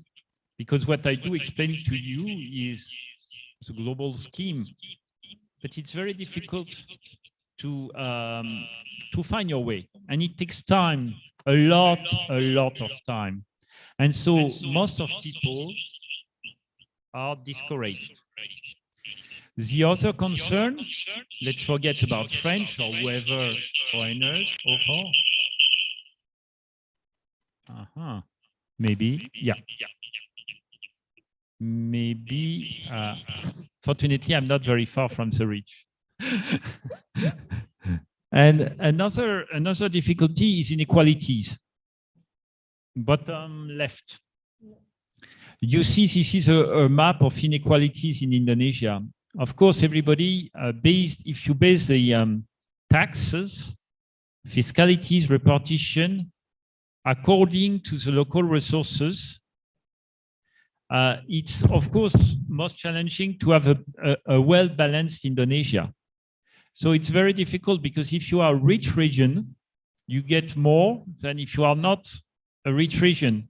And so, of course, for the local government, we have to deliver education, health, social assistance. If this local government do not get enough from its own resources or its own people, it will give less an education or health system of lower quality. Of course, it's very natural. And then the last problem is KKM, of course, because when you have 540 Kabupaten plus all the desa plus whatever, and if everybody has his own part of power, let's get back to our investors or so-called French investor in energy. If you have to give money to everybody, And of course, there are incentives to give money, or if a family own all the powerful situation, as it does happen, we can read it in the press from time to time. I found this very nice and funny cartoon, but you know that better than me. When you rely on local authorities, you get less control on it. So I will finish by a conclusion, as usual. Democracy is at stake. And I don't mean that democracy is more in decentralization, even if I am a pro-decentralization anyway myself. We know that what I show you here for the Bupati kind of situation could occur into the central government as well. Mentioning about the Suharto government and its family, we all know what it leads to. It was very centralized, but in terms of KKN, it was not better. So what is important is democracy. What to counterbalance the human tendencies? Because if you let the people doing whatever they want, human nature is as such that everywhere in the world, there is no exception. If you give power to people without counterbalancing the power, he will abuse of power. It's unfortunately a general trend. You can't avoid that if you don't put some control, point of control, serious point of control. Law is the first point of control. But law is not enough. You have to implement law and to have to make it happen. And probably, my personal view, one of the issues in Indonesia is not law, is the way law is implemented. I think this is the challenge for Indonesia. Law, you have every possible good laws, but sometimes you wonder if the control points are sufficient. Press, freedom of press is very, very important. It's not by mistake that this cartoon is coming from the press. It's very important because people has to get an information from elsewhere. You will be civil servants, you will not be journalists, but you have to consider that the role of the civil society, NGOs, and press, they are your partner. They are the partner of administration, and those people will make your work easier because they will give a green light to what you do. If the local community are not confident to your work, you will experience troubles because whatever you will ask, whatever you will request, you will have a position of reluctancy from the local population, and it will be very difficult for you. And last but not least, I want to finish with that very point. I am in front of civil servants or future civil servants. I think that your behaviors is crucial to make the government working well, because as civil servant, you are role models and you have to be proud of it. It's a responsibility, it's a burden in a way, but it's such a wonderful and beautiful challenge. We share a wonderful job of being at the service of people, serving the government and serving the people, and we just have to do it wisely at the best of our capacity. I thank you. Terima kasih banyak. Terima kasih. Thank you very much. There's a lot of need to be concluded, but let me make it short for this talk. Ini tetap kita blended ya, ada antara Indonesia dan Inggris ya. Jadi nanti juga question could be in English and Indonesia or French. And let me translate it. I was wondering that you continue with bahasa. Okay, so France actually used to be really centralized ya, sangat tersentralisasi, negara yang sangat juga kekuasaan pusat sangat kuat, dan baru-baru saja di 1982 sampai 1986 itu berubah changing. Ya, Indonesia sendiri changing into decentralization, strongly decentralized in 1999. Ya, that's due to that was started in Thailand, right? When dollars going down and there is a lot of demonstration, then ask for the presidents to step down. Jadi itu sejarah ya, 98, kemudian 99 kita desentralisasi sampai undang-undang otonomi daerah kita juga berubah terus ya. Dari 99 dan itu buatnya kebetulan I was a little staff when the law was autonomy regions made in IIP, EPD dan Ampera. So that's right. That's the philosophy. Kenapa kemudian diberikan kepada kabupaten kota ya, not in the provincial level, because at the time there's a lot of riots. So the central government being afraid if it is the autonomy given to the provincial level, they could be a request or demand on federalism. Ya, jadi waktu itu 98 bisa jadi banyak permintaan terutama rich provinces, Riau, Kalimantan Timur ya. Rich province itu mereka demand for federalism. Federalism means a lot more power in the regional level ya, seperti itu. Nah, di Prancis sendiri itu 1982-86 kita memang berbeda. Indonesia jauh lebih besar ya, 5 kali jauh lebih besar. Jumlah penduduk juga beda 200 juta kurang lebih ya. 70 juta, 270 juta gimana tuh ya. Jadi memang challenge-nya banyak sekali. Tapi yang layak untuk kita diskusikan bahwa desentralisasi itu tujuannya for democracy, ya, local democracy, efficiency and accountability. Tadi di wrap kesimpulannya, challenge-nya Indonesia KKN-nya masih tinggi, ya. Corruption index kita masih di atas 100 levelnya di antara seluruh negara di dunia ya. Kita masih di ranking 102 terkorup. Ya, France maybe above 10 ya. Above 10. Ya itu. Nah, pertanyaannya mungkin bagaimana nih kita bisa reduce korupsi itu? Bagaimana France fight with the corruption? Ya, itu akan sangat menarik. Tentang Indonesia juga menarik. Mungkin anak muda sekarang ini udah lupa atau malah lupa sejarah tentang Linggarjati. Bagus sekali ya. Pak Dovert menyebutkan Linggarjati. Jadi kita ini baru ada Indonesia since 1945 disebutkan. Tapi actually for the Yacht Oath, ya, Sumpah Pemuda 1928 itu already mention about Indonesia ya. Kita bersumpah negara satu, tanah air satu, bahasa satu, Indonesia. We are lucky for that youth ya. Kita sangat bersyukur bahwa ada Sumpah Pemuda saat itu. Kalau tidak kita tercerai-berai sebagai bangsa. Dan ada Bhinneka Tunggal Ika yang mengikat kita. Ya. Kesimpulan tadi ya bahwa ini power ini memang ini juga menjadi challenge setiap negara ya. It has been challenge. Satu hal yang perlu kita cermati sebagai pembelajar, ini ada mahasiswa, my PhD student who currently studying and writing on decentralization time to time, Mr. James, ya. Yeah? So there's a PhD student, master degree students here and bachelor degree. Power, when power designate to one hand, ya hanya satu, misal di eksekutif saja, legislatifnya tidak berdaya, yudikatifnya tidak berdaya, and it will tend to tyranny.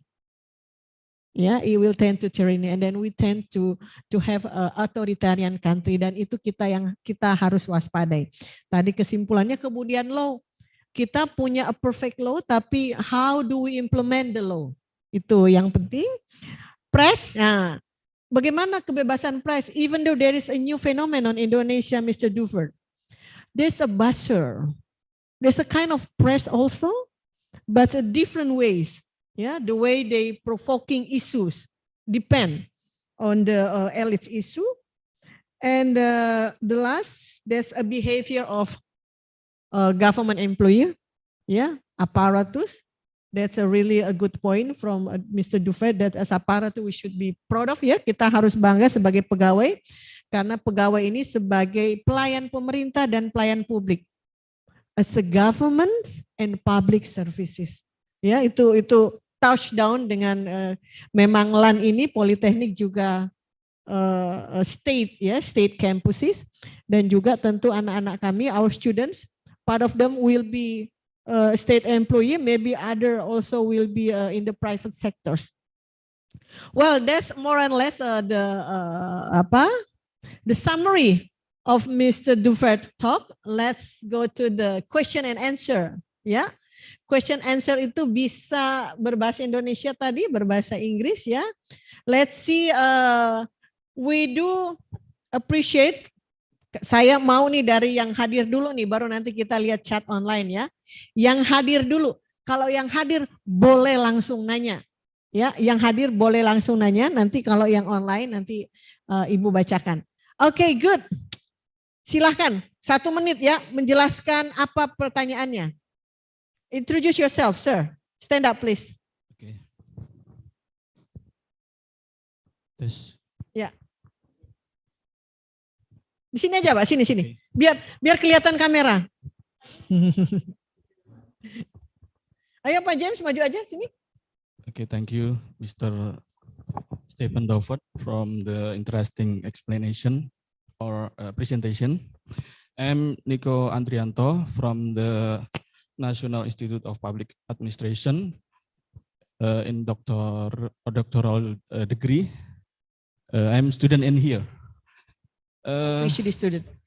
Suaranya dikerasin dikit sorry. ya. Very interesting.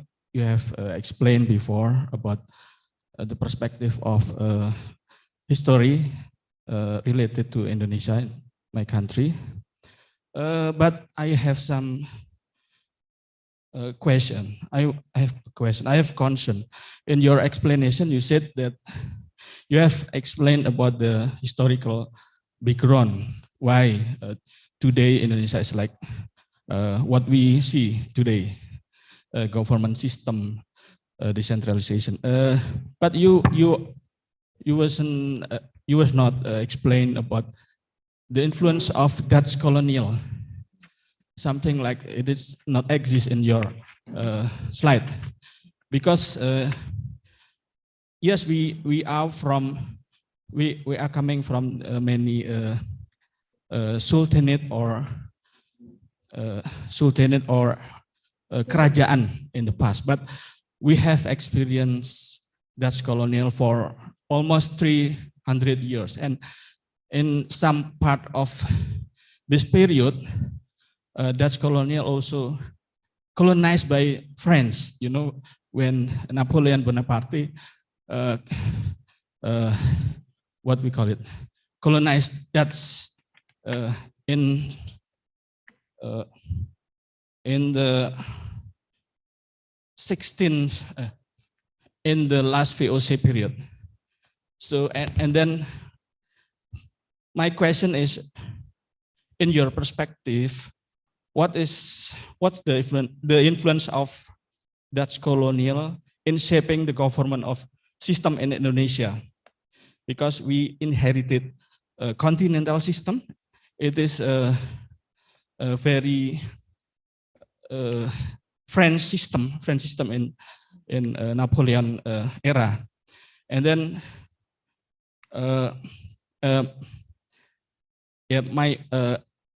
bagaimana pengaruh Prancis, sistem pemerintahan Prancis membentuk pemerintahan Indonesia hari ini, dan mungkin yang kita pegang saat ini Indonesia sangat ortodok dalam hal ini. Bagaimana continental system itu sangat berpengaruh, dan sementara di perkembangan terakhir Anglo-Saxon system itu lebih menjanjikan untuk memberikan kesejahteraan, ada desentralisasi dan seterusnya, itu pengaruh Anglo-Saxon. Mungkin itu pertanyaan saya. Terima kasih, Mr. Stephane. Thank you. Mr. Nico is our PhD student. It's really deep, yeah. He studied from the history, yeah, Professor Dovert, yeah. You just mentioned, you didn't mention about Dutch colonialization, actually. What is the impact? Some country yang dijajah Belanda tentu beda ya. Mantan jajahan Belanda, mantan jajahan Prancis, jajahan Inggris gitu ya. What is the influence? Itu tadi pertanyaannya. What is the influence of France at least ya, even though there's not much influence, but we will talk French colonialisms in Africa, that will be strong. Okay, and the bottom line is the public policy system, Anglo-Saxon and continental sections, which is, we say continental more to really authoritarian, yeah, which is Anglo-Saxon more to public office, public services, more to public participation. Yeah, please. So I have to answer to your very, very interesting and wise question, because you are right. You pinpoint the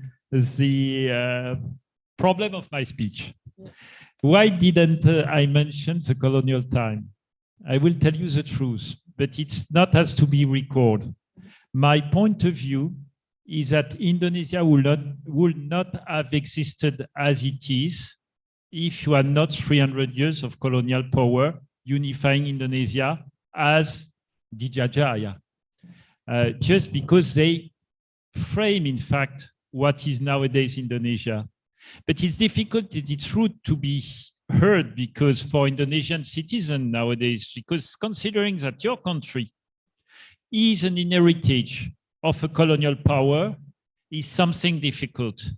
It's what Sukarno and Hatta and Mohamed Yamin has tended to avoid, tried to avoid, to say, we just want Indonesia to be the direct successor of the colonial, of the Dutch colonial Indies. We didn't want that. They didn't want that. But as a matter of fact, it's what it is. The Indonesian of nowadays is coming from this heritage. Why not, let's say? Because in fact, you can consider in a way that France as it is nowadays is a part of an heritage of the Roman colonization of the beginning of the 2,000 years ago. We are all from a special history.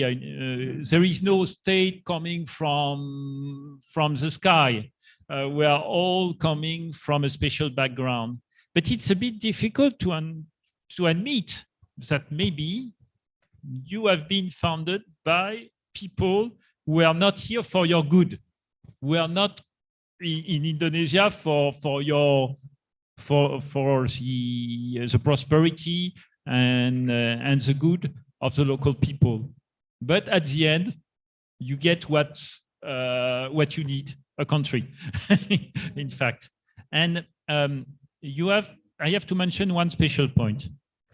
International law from the United Nations said you have a principle, it's in French, it's succession d'État. It's that a colonial state should become the new state. When you claim for independence, it has to be in the border of the former colonial dependence to avoid kind of brawls. And so when a country in Africa, a country in South America, a country in Asia claim for independence, it had to be in the framework of the previous colonial domination. That's why Timor-Leste cannot become part of Indonesia. That's why West Papua became a part of Indonesia, just because of this very principle. You inherit what you get from colonization. And this is an international rule. Nowadays, it doesn't mean anything anymore. But in the 40s and 50s, it was very important for a country to become independent. That's why the claim of President Sukarno and the confrontation with Malaysia wasn't successful, because Malaysia was a Britain colony and Indonesia was a Dutch colony. So it was impossible in the new setting of the world to have those two ensembles unified. You see what I mean? So it's a real, the succession of states from colonial to the new world of the after Second World War is very obvious. I am not a legal specialist, I'm not a lawyer, but what I can tell you about the difference between continental law and common law from Britain it's very different as a system, but what is good is that due to the fact that Indonesia is on continental law, we can have plenty of cooperation, French and Indonesia, in the field of law, jurisdictional points, decentralization, and so on, because we speak the same language, and we can work together. That's the only thing I can tell you about the difference, because I am not a lawyer. Oke, semoga bisa menjawab ya Pak Niko ya. Jadi kita belajar sejarah lagi, sejarah kolonialisme. Jadi tadi disebutkan based on UN ya, United Nation Law, negara-negara yang ada sekarang itu dibagi berdasarkan who the colonialist before. Jadi misalnya kita dijajah Belanda, jadi daerah kita masuk daerah yang pernah dikoloniasi Belanda. Saya kira itu ya. Mungkin juga ini kalau mau nyerempet sedikit, Natuna has been provoking by China, you know, that used to be a part of China. Let's see that in the map. It used to be also a part of Indonesia until Thailand ya. Oke, masih ada pertanyaan tentu saja kita supaya balance, ada 400 lebih ya di online, silahkan. Mana nih pertanyaannya? Bisa di short di pertanyaannya? Andi Hendra, Prof. Ada di ini saya tapi agak kecil ya. Okay, good. There is a question from Clara, ya, Clara Elita from one of our study program, ABSP, ya. Okay, Mr. Stephane, according to the monitoring committee for the implementation of regional autonomy, sustainable regional competitiveness is one of the keys to recovery after the COVID-19 pandemic. Yeah.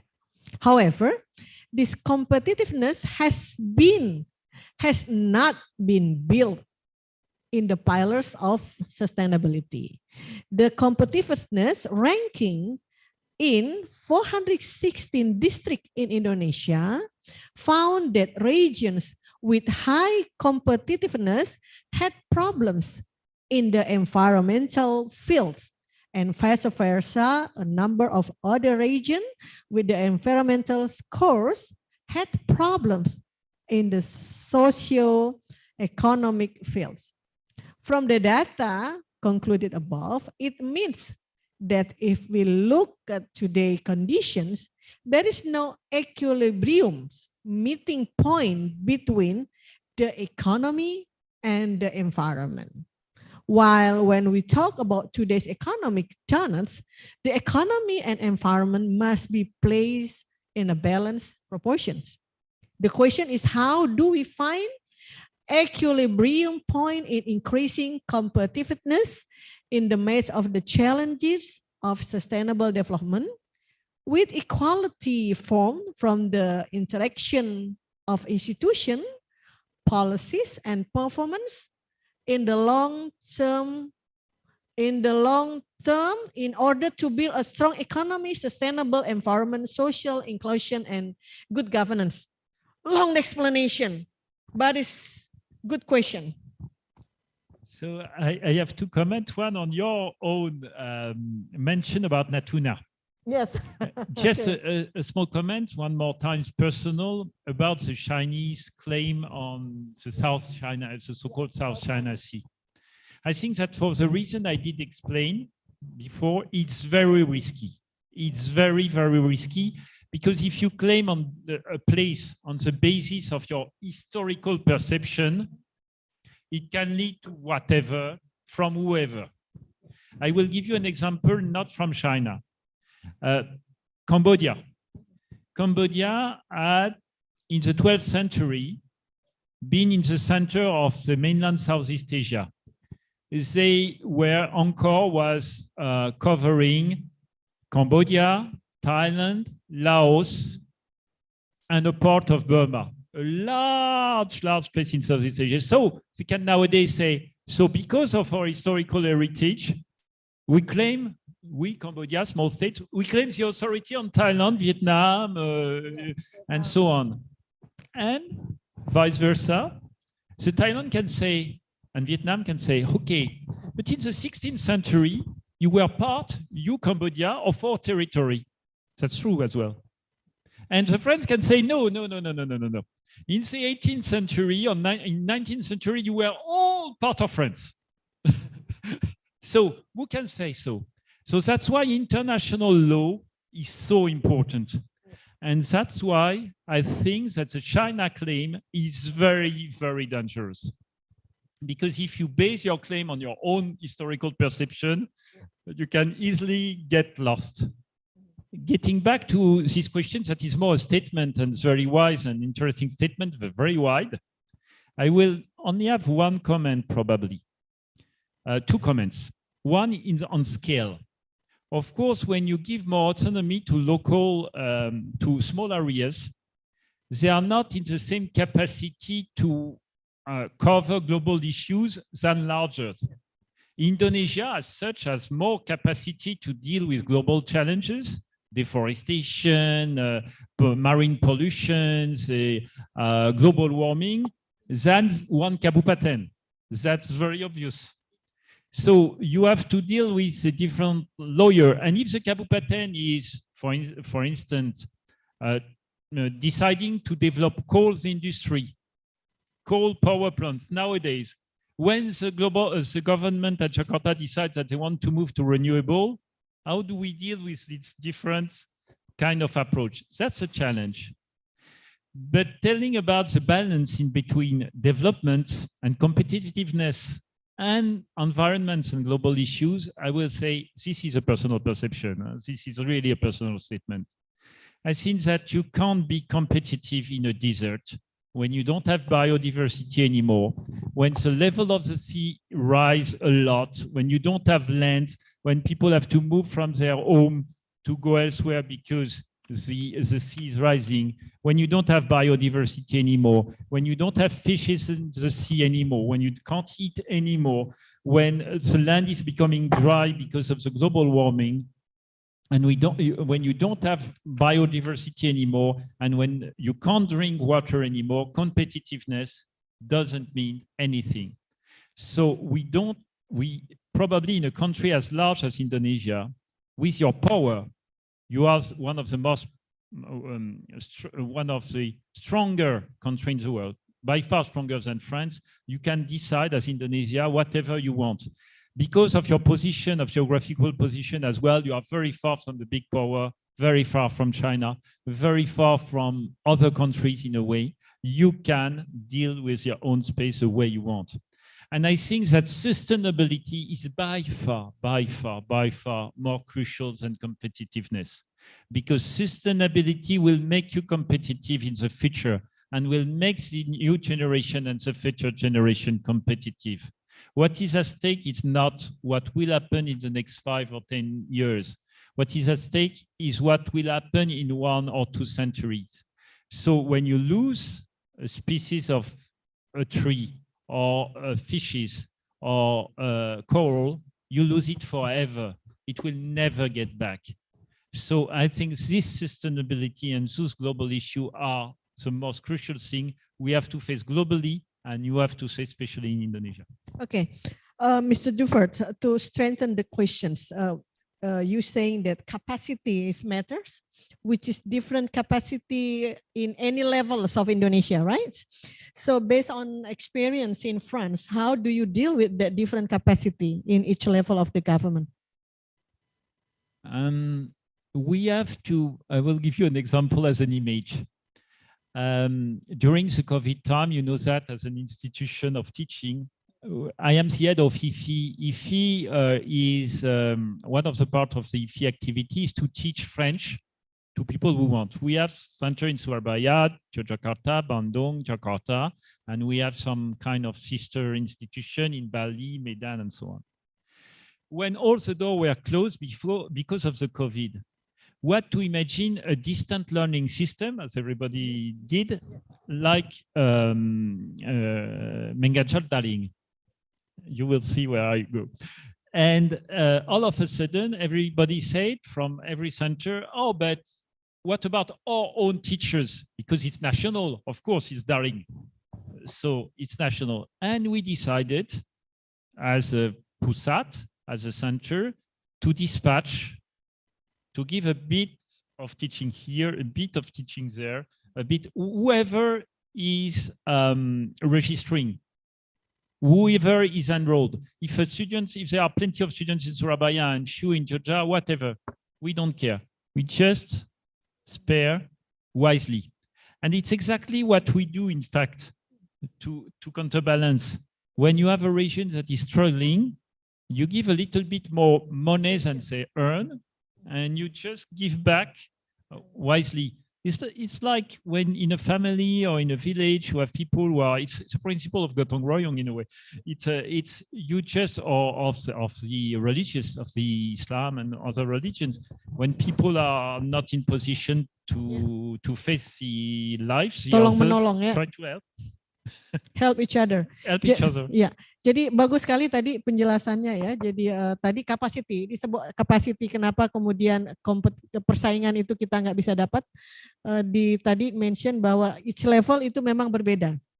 So how do France make it difference? Ya, kita ini kolaborasi, Indonesia and France already in collaboration for 70 years more. Ya, 70 years. I think it started by 1950. Ya, and the way France doing the help Indonesia to give more help in other regions yang membutuhkan lebih. And that's also what's happened in the decentralization in France. More money come to the places which is needed more.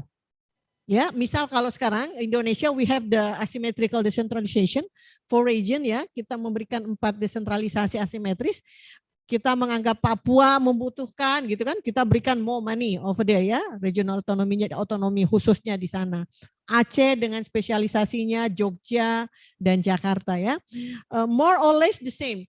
Practically different ya. Nah, itu yang selalu menjadi pertanyaan, prakteknya ini yang berbeda. Oke, next forum. Yang luring nih, masih ada pertanyaan langsung. Ya, ke kanan, silakan. Langsung mah kalau ini. Jadi apresiasi untuk yang hadir langsung ya. Mike please. Ini dengan bahasa Prancis? Ya? Oh. Silakan. Bismillah. Assalamualaikum warahmatullahi wabarakatuh. Greetings, Mr. My name is Fatur Rahman Alanzaditya. I am from Human Resource of Apparatus Study Program. I want to ask about, as we know that Indonesia will have a bonus demography on 2045, and full of respect, based on all the experience that you had, what should we do as a student, as the agent of change, to help the government on doing the decentralization process to build the power of every regions that has their autonomy, to have the strength of human resource in each areas that distribute equally, to take the advantage of the demographic bonus to be an opportunity for transforming Indonesia into a developed country. Because as we know, Indonesia is a rich country of all the natural resource, but we don't have enough human resource capabilities to manage all of it. Thank you. Okay, good question. Yeah. So it started with the bonus demography 2030. Yeah, it will be their challenge. This is our millennials. What should they do to prepare that challenge? Yeah, in terms of decentralization, regional autonomy, what's the power they have to prepare that bonus demography? I will tell you two things. One is about what you have mentioned, education and training. We could have imagined that belajar mengajar daring atau belajar daring could lead to more equality, because of course, if you are in a remote area, you can get access to courses that are very distant from your house, delivered by STIA LAN, for instance, from here to them. But the difficulty is that when you are in a remote area, you have a problem of access to computers, to networks, and then at the end of the day, the fracture has been heavier than it was. So it's really a burden. So what is very important for me is to have some schools and good quality education not far from the home of everybody. It's good for every region, every province, some kabupaten, to have higher education's opportunities in their area. It's very important.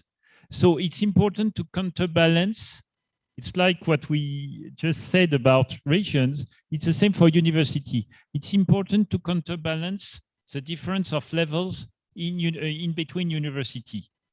The universities that I was recently in somewhere, but I can't tell you, where you have a huge university. It's the best university in the province, but it's ranked like something like 80 or 90 in the national ranking. And it's the biggest university of the area, of the province. And I think that is not good. It's not good. You have to, it's important to help this university to rise its level and to reach a level where they can compete with the other big universities who are the leaders of their province. And this is the first. Sir, how is the young people in France do right now in terms of increasing their capacity facing the competitiveness, globalizations? First of all, I think that you don't have to refuse the idea of being in your hometown or in your region to help this region to improve. When you got the capacity from elsewhere, from your leading university of your country or the leading university of somewhere else, it's very, very important to give back to your own area. You don't have to be ashamed of your area. This is important, I think. This is a part of the success of decentralization, having some people who have reached a high level to deliver to the new generation and to the youth, for them to be in position then at their turn to deliver. This is a crucial point. And then what about demography bonus? I will be a bit provocative because I like to be. No, because I feel it's necessary. When I was here 30 years ago, I did tell you how badly I perceived the government of the president, then President Suharto, but there was some good point as well. And I sincerely think that keluarga berencana dua anak cukup was a good statement, because when we say demographic bonus, and it's what we say, it's politically correct everywhere, let's consider it that we are very numerous on Earth, that the environment challenge we all face, and we have just mentioned as important, are very much challenging because of the demography. We are far too numerous, and our family are too large, and it's a taboo. Nobody can say so, but we just have to keep in mind. When I have been amazed recently because when you ask people for your carbon print, you all know what carbon print is. Everybody is talking about carbon print. What is the worst for somebody for its carbon prints? Mostly, you tend to answer when you are coming from a town. You tend to answer when I use a plan, because this is very bad for carbon print. But the right answer is to have children. The worst you can do for carbon print is to have children. So I don't mean that you don't have to get families, but we have to be wise in families, not to have too many children, and maybe to consider the balance in between the human population and the planet. And we all have our own responsibility, not to be five in a single family. My point of view, one more time.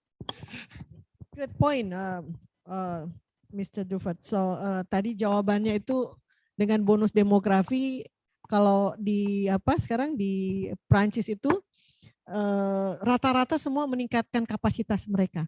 Dan kalau mereka dengan penduduk hanya 70 juta, tentu kita harus a lot more, 10 times more struggle to compete in this 2030 karena penduduk kita sudah mencapai 270 juta. Jadi tingkatkan kapasitas Anda.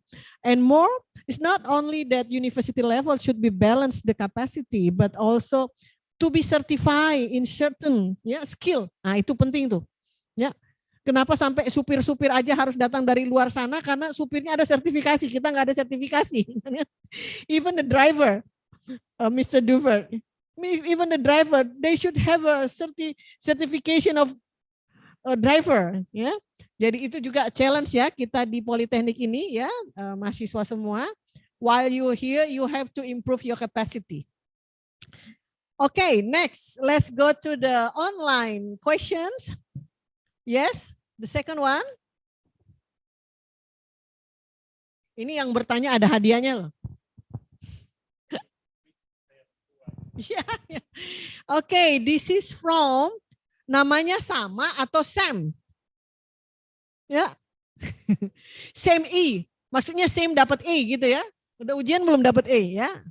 If French government, this is the question, is from APN ya. Oh, magister degree ya, magister. Magister ya, okay, magister.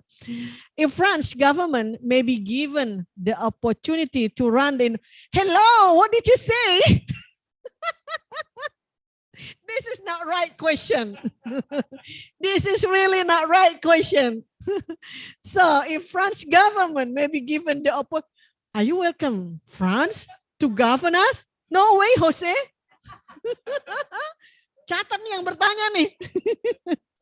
Gimana nih pertanyaannya ya? Don't bring it to your embassy, okay? This question is just a joke. It's a joke, okay? If French government may be given the opportunity to run Indonesia, what would France? Maybe like centuries, yeah, centuries. Not now. Yeah, we are independent country. Yeah, Sam, be careful with your question. Nanti nggak lulus nih sama kepala lan nih. Yeah, what would France do in first moment to correct the incorrect things as a fundamental? Yeah. Ini langsung dihapus ya pertanyaannya kelihatannya. It's always easier to deal with the other's affairs and with your own. You are always wiser, and it's always easy to say green. do that rather than do for it's yourself. Always greener, our neighbors. Yeah. So this is the first point. Let's forget the introduction of the question. If it's more a personal advice. Kita hapus ya tadi introduksi pertanyaannya. The first part. Jika Prancis menjajah Indonesia gitu. Let's just wonder what should be maybe improved in Indonesia in terms of administration. Yes. It's what I told you. It's not the rules or the laws that should be improved. My point of view. Administration. It's the way it's implemented, and the way the it's not implementation, the word, the application of the law. It's a simple word is law enforcement. Enforcement. How the law, thank you. Yeah. How law is enforced. Yeah. This is a crucial point for Indonesia. And if I add only a single point, I think in terms of law, you are just perfect. It's like France, it's more or less the same. You have the apparatus, you have plenty in terms of law, regulations, undang-undang, application, decrets, everything. You have plenty of experts everywhere. The point is enforcement. And here Indonesia is still weak, definitely. Yeah, I would like to interfere a questions. I think the question come due to some disappointment probably of the implementation of law enforcement. Yeah, there's a different how to implement in the higher ranks of people. There's a different implementation of lower range of people. Jadi ada perbedaan perlakuan hukum ya antara yang the have and the have not. Nah itu mungkin bentuk kekecewaan ya. Tadi jawabannya adalah law enforcement harus dilaksanakan. Now my question, sir, how is political interfere in that situation? In France, when you have this law, if you in the high capacity in your minister level, in the president level, in the governor, head of mayor, you yourself, this person in the high ranks, violate the law. Melanggar hukum nih, orang-orang petinggi-petinggi nih ya, melanggar hukum.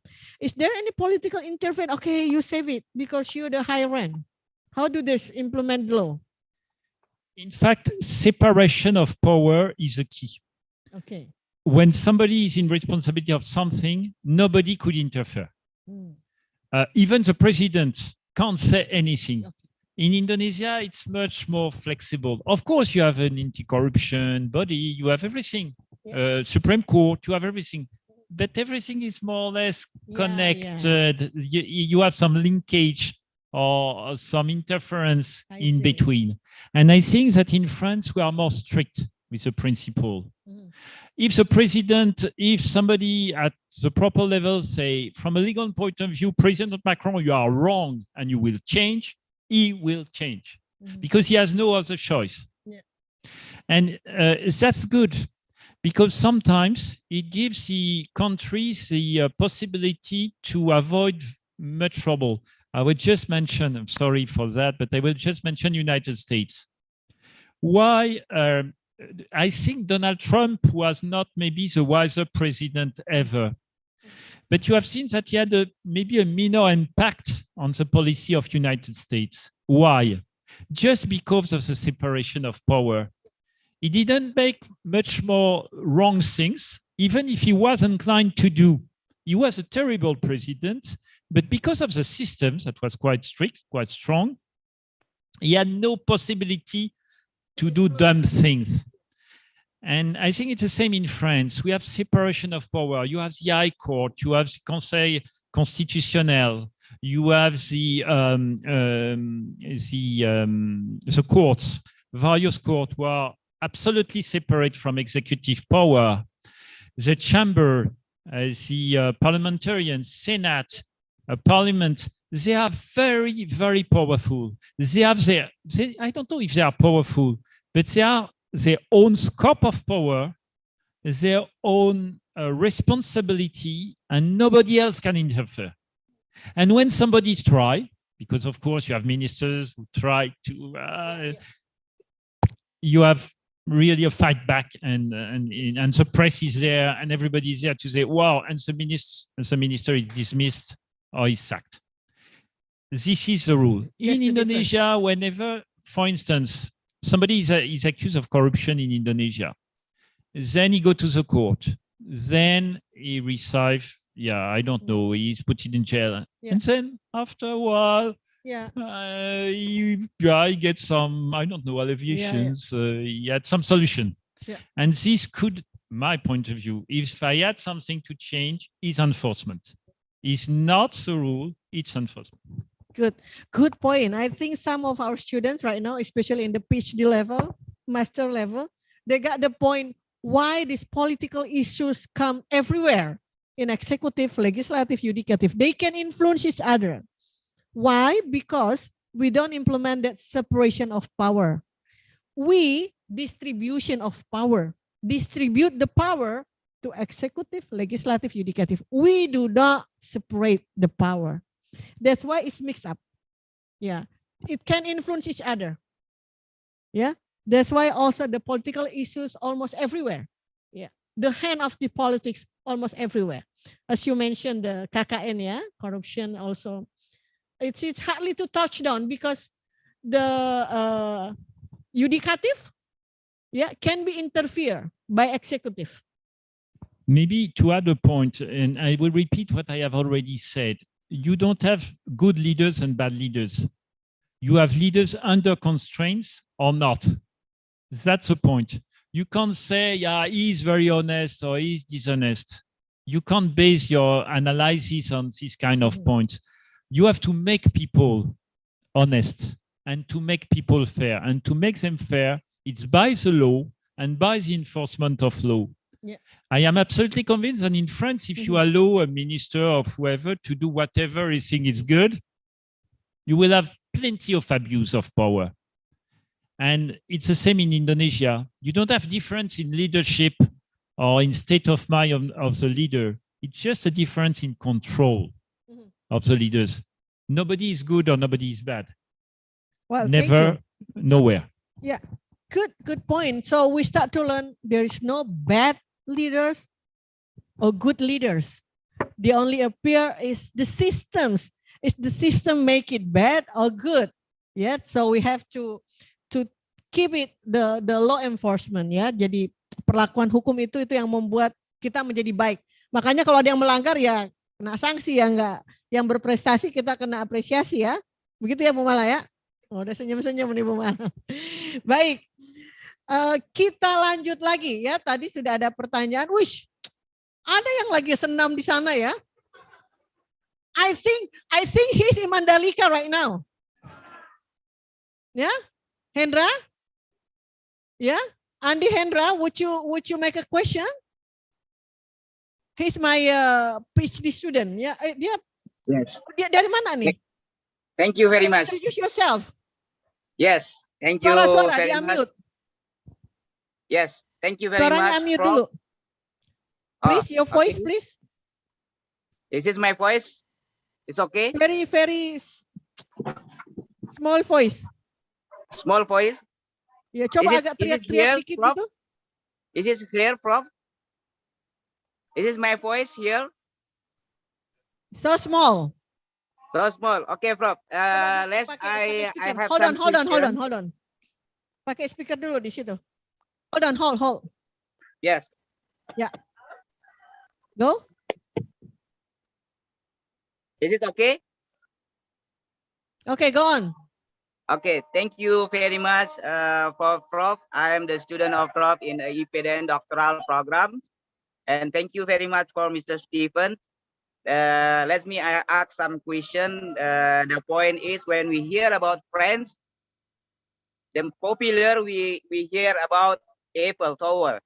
And when we hear about the Indonesian, it's popular about Bali. So it's a different majority is we hear about the tourism. But it's nice when we talk about the decentralization. We know that France starting decentralization around in 1980, but Indonesia starting decentralization around in 1999. But the first when we want to combine, there is a different cultural and different history. When majority we hear about the friends have experience to collaborate with other country, or the histories friends have invasion to other country. So it means it's different mentality from the majority government and society in France. But Indonesia have experience about colonization, but we have multicultural ethnic, so it is influence. Short, We please. said that. Make Yes, a we short said question, that please. The point of my question, there is we know that Indonesian governments already allocate authority from the village. How about in France? Because building Indonesia, as our government say that we cannot build this area, demography and multi-ethnic from the center of the we say dari pusat, but we build from the village. That's why our government allocates more for this time the budget team for develop the village. This is good, and we appreciate from Indonesian government. But we need collaboration with the other countries, so decentralization not only in local country, but it building to the other country. We appreciate too that French government already give some scholarship to Indonesian people. That's why we know more about the French. But how about the opportunity to cooperate between village in Indonesia and village in other countries, especially in France? Maybe this is the one of the recommendation. Maybe government France can building the cooperation between Indonesian government and French government, especially for the government, especially for the leader from the government. Thank you very much, Prof. Okay, Mr. Andi Hendra, he has a mission. Misinya dari desa mau dibawa ke Prancis, gitu ya? Okay. Yes, So the question is, yeah, he compared that Indonesia is multi-ethnic. Yeah, demography. We are the biggest, the largest archipelago in the world. Yeah, and after the decentralization, the government realized that we should start building our country from the villages.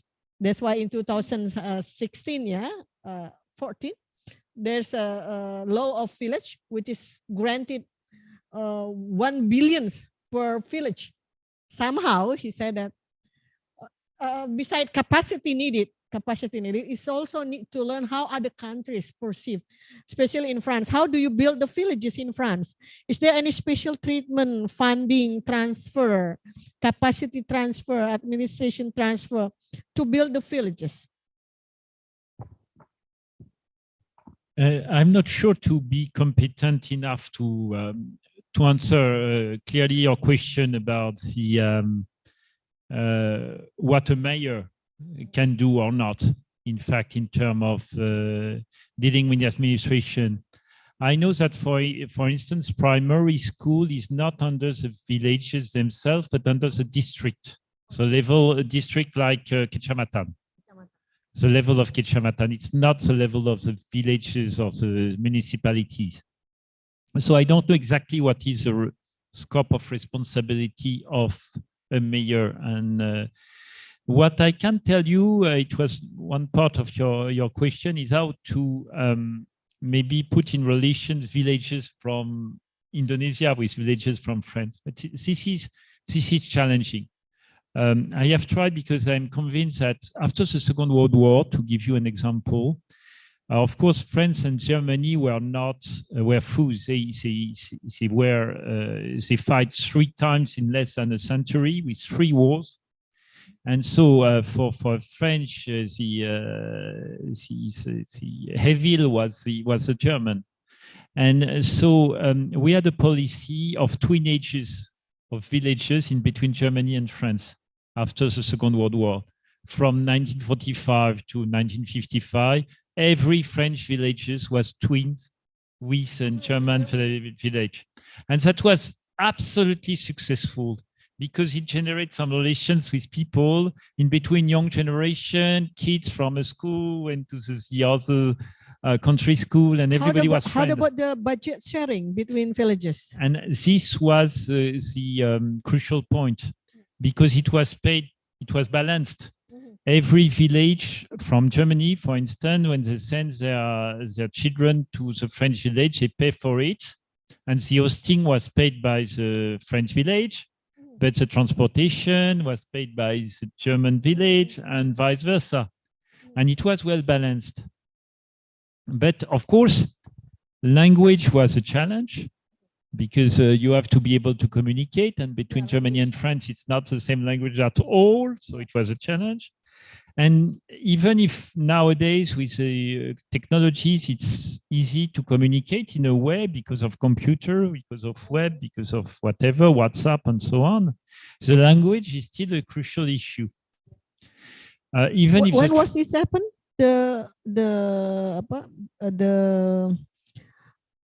What you call the villages between Germany and France, when was it started? Mainly translators at first, and then people tending to learn the language of the others. Plenty of people in France start to learn German and vice versa. So that's why for reconciliation, it was absolutely crucial. In 15 years, the two countries who were fighting against each other for ages were becoming the best possible friends. And nowadays, and everybody has very, very good collaboration with Germans. They are like brothers, and they used to be fools. One question related to villages.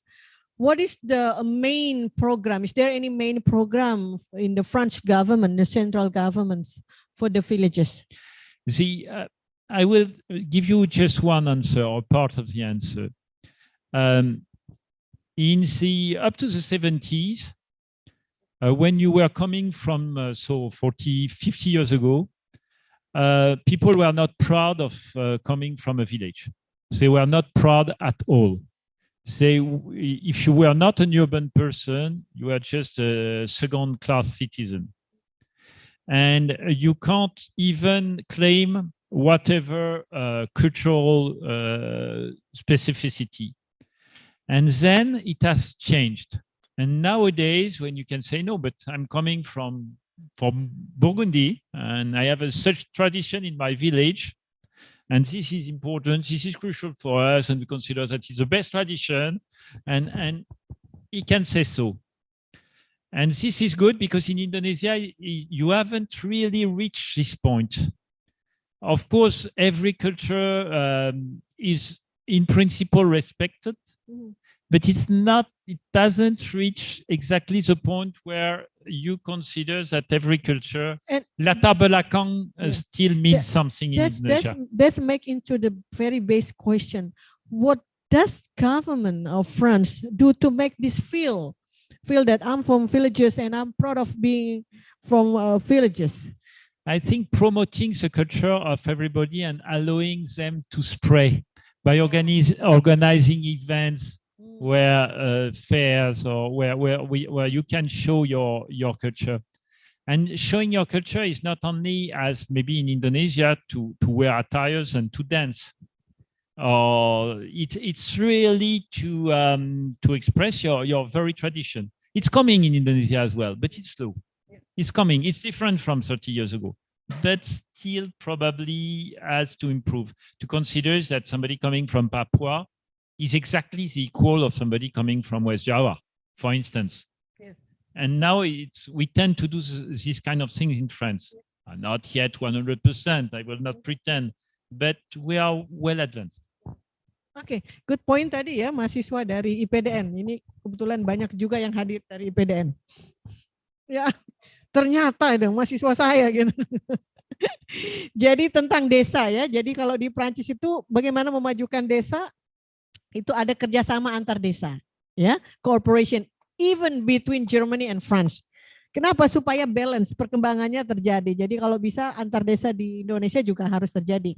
And another question that I raise, itu pertanyaan yang menarik adalah bagaimana membuat orang bangga. Jadi kalau di Prancis 50 years ago itu orang masih malu-malu kalau berasal dari desa. Ya. It's the same feeling I think we had ya. Tapi recently orang bangga kalau dari Prancis itu orang dari desa mana Prancis gitu bangga. And then how do they make the government make that? Bagaimana teman-teman kita dari desa yang paling jauh pun tetap bangga datang ke Jakarta misalnya ya, atau datang any part of Indonesia. Not only by having this culture, I'm wearing this Papua batik, you know, just to introduce. Not only that ya, not only that, but sparing the values ya, menyebarkan nilai bahwa we are the same ya, kita sama. Ada potential in every village yang bisa dibanggakan. Ya, jadi teman-teman, kalau tadi, this is a big question from the start, Mr. Dovert, when you ask, who one from Jakarta? Is only one, raise hand. Who one from out of Jakarta? Only few, raise hand. So others yang tidak angkat tangan, kira-kira dari mana ya? Entah dari mana-mana ya. Maybe they want to say, I'm a part of France. Okay, ini udah harus selesai? Really? One more question. Is possible one more question? Actually, I've been remind ini sudah habis katanya waktunya, tapi kok kayaknya masih banyak banget ya kita perlu tahu tentang Prancis ya. Terutama teman-teman nanti ini kita akan mulai kolaborasi dengan kedutaan Prancis, terutama juga tentang edukasi ya, pendidikan ya. Kita akan, hopefully there is a chance to have a French language learning here. We will be open ya. Siapa yang mau belajar bahasa Prancis? Gimana mau dapat beasiswa kalau nggak belajar bahasa Prancisnya? Ya, oke. Kita akan mulai kolaborasi itu ya. Nah, ini start over. Kita ada pertanyaan dulu nih. Wah, this is from the office, from LAN. This is the last question ya. Even yang dari ini luring dan daring. Dari Imam by Haki. Question. One of issues that still faced by decentralization Indonesia is about legal boundaries between district province. Yeah, you mentioned a lot about law enforcement. Yeah, this is legal boundaries between district and province. Yeah, one main reasons it's still an issue is that there are no certainty regarding the map used to determine the boundaries. Usually using the river. This is my bound. It caused conflict and legal action all over Indonesia. What do you think, sir, about the issue? Yeah, maybe you have some issue in France about boundaries, ya perbatasan ya antar provinsi, kabupaten, kota itu jadi sengketa gitu. Nah, kira-kira kalau di Prancis itu seperti apa? Prancis tidak ada adat. Dan di Indonesia ada adat dan ada hukum. Dan ini kadang-kadang lain. Kalau ada orang yang bilang ini bagian dari suku saya, tetapi ada orang yang datang sama kertas dari pusat resmi gitu dan ya. bilang tidak itu dipunyai oleh saya. Lebih challenging daripada di Prancis. Di Prancis tidak ada adat, tidak ada orang yang bisa bilang ya saya sejak lama di sini, saya ada makam keluarga di sana, di kebun sini, dan tidak bisa punya atau tidak punya. So one rules ya. Yeah. One rules from the state. Rule. Dan ini lebih gampang. Tidak tahu bagaimana bisa facing challenge. Mungkin yang membedakan tadi Pak Imam jawabannya, kalau di Prancis itu tidak ada adat ya, tidak ada kekuasaan adat. Kalau kita kan kuat ya adat itu. Ini tanah adat saya gitu ya, dan itu yang menghalangi satu rule, satu peraturan untuk diimplementasikan. In France, it's only one law. There is no like this is my border because it's my family there, it's my culture there gitu ya. Jadi itu lebih easy, lebih mudah untuk mengaturnya di Prancis ketimbang di Indonesia. It's a given ya, di Indonesia kita ini dengan kaya culture seperti itu. Ya, ini tentu tidak memuaskan ya, Masya Allah. Ini wajah-wajahnya ini wajah-wajah semarak semua ya.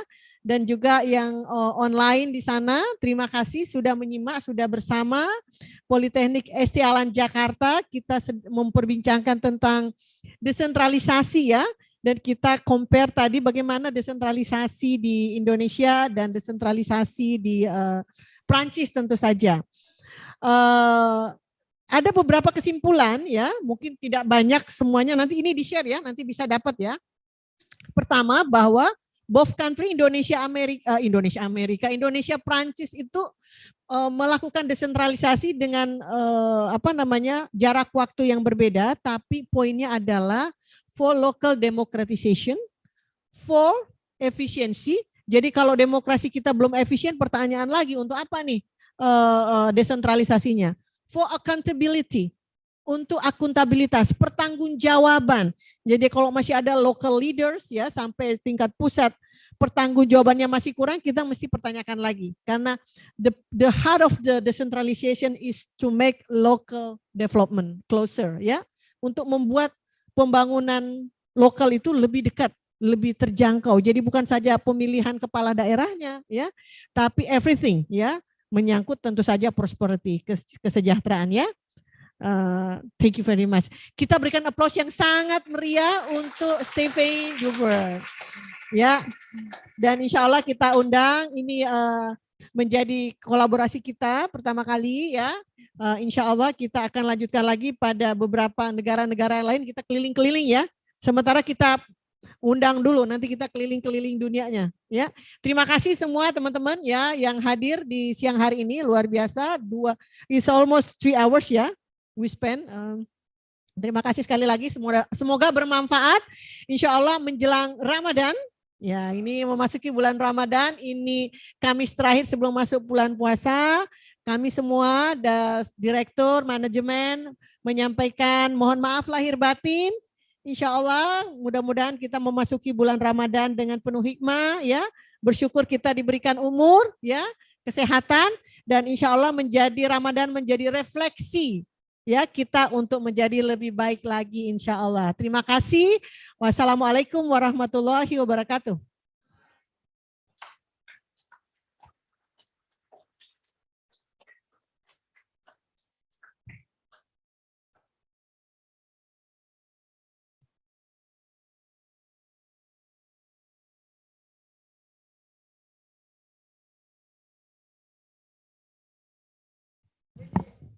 Sorry. Okay. Thank you, Mr. Stephane and Professor Nurlia, for a very interesting lecture. Now, as promised, we have selected 5 best questions as the winner of today's door prize. The committee, please show the. Okay. Tunggu, jangan sampai dapat yang tadi mau di itu ya. Okay. Jika Prancis menjajah. Okay. These are the selected best 5. Congratulations. All the winners can contact the WhatsApp number shown to claim your prize. But for the attendees who are present now, to Mr. Nico and also Fatur Rahman, please stand up and go to the stage to receive the present. Good. Oke, ayo yang bertanya tadi di sini. And with respect, Mr. Stephane kindly ask permission to give the prize. Wow. Dapat hadiah loh. Luar biasa. Ini moderatornya nggak dapat hadiah ya?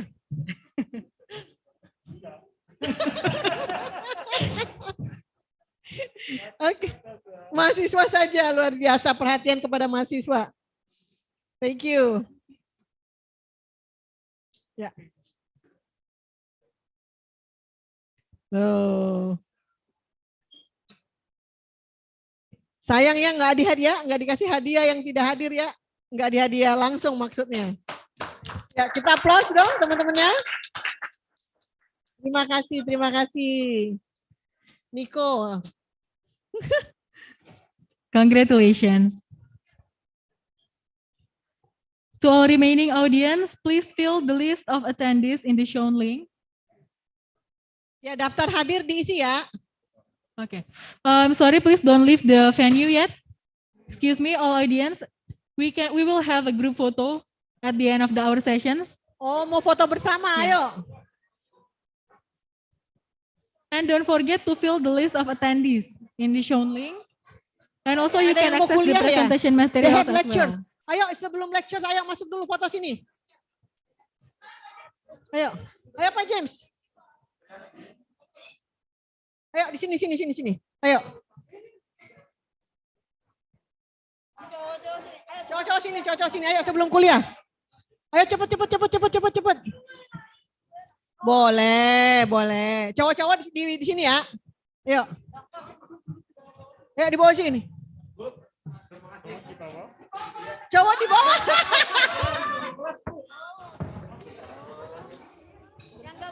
Boleh juga yang nggak muat di bawah sini ya. Jadi ini bertingkat. Ayo.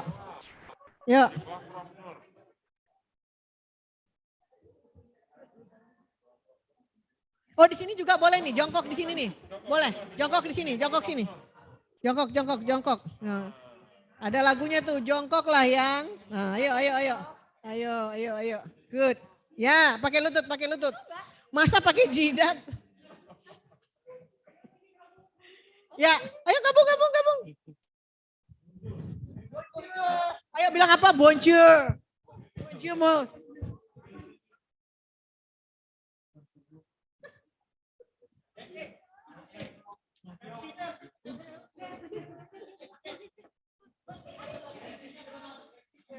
MC. Masya Allah, terima kasih MC dan semua panitia ya, luar biasa.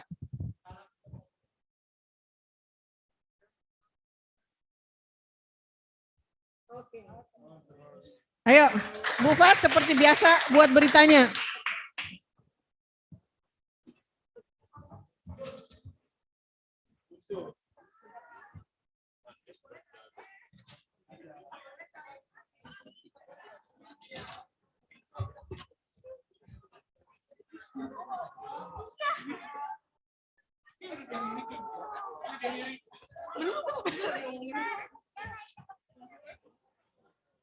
Okay, thank you very much. That's a wrap. We hope you found this event informative and useful. Once again, thank you all for spending time with us today. Our apologies for any shortcomings. See you again. Wassalamualaikum warahmatullahi wabarakatuh.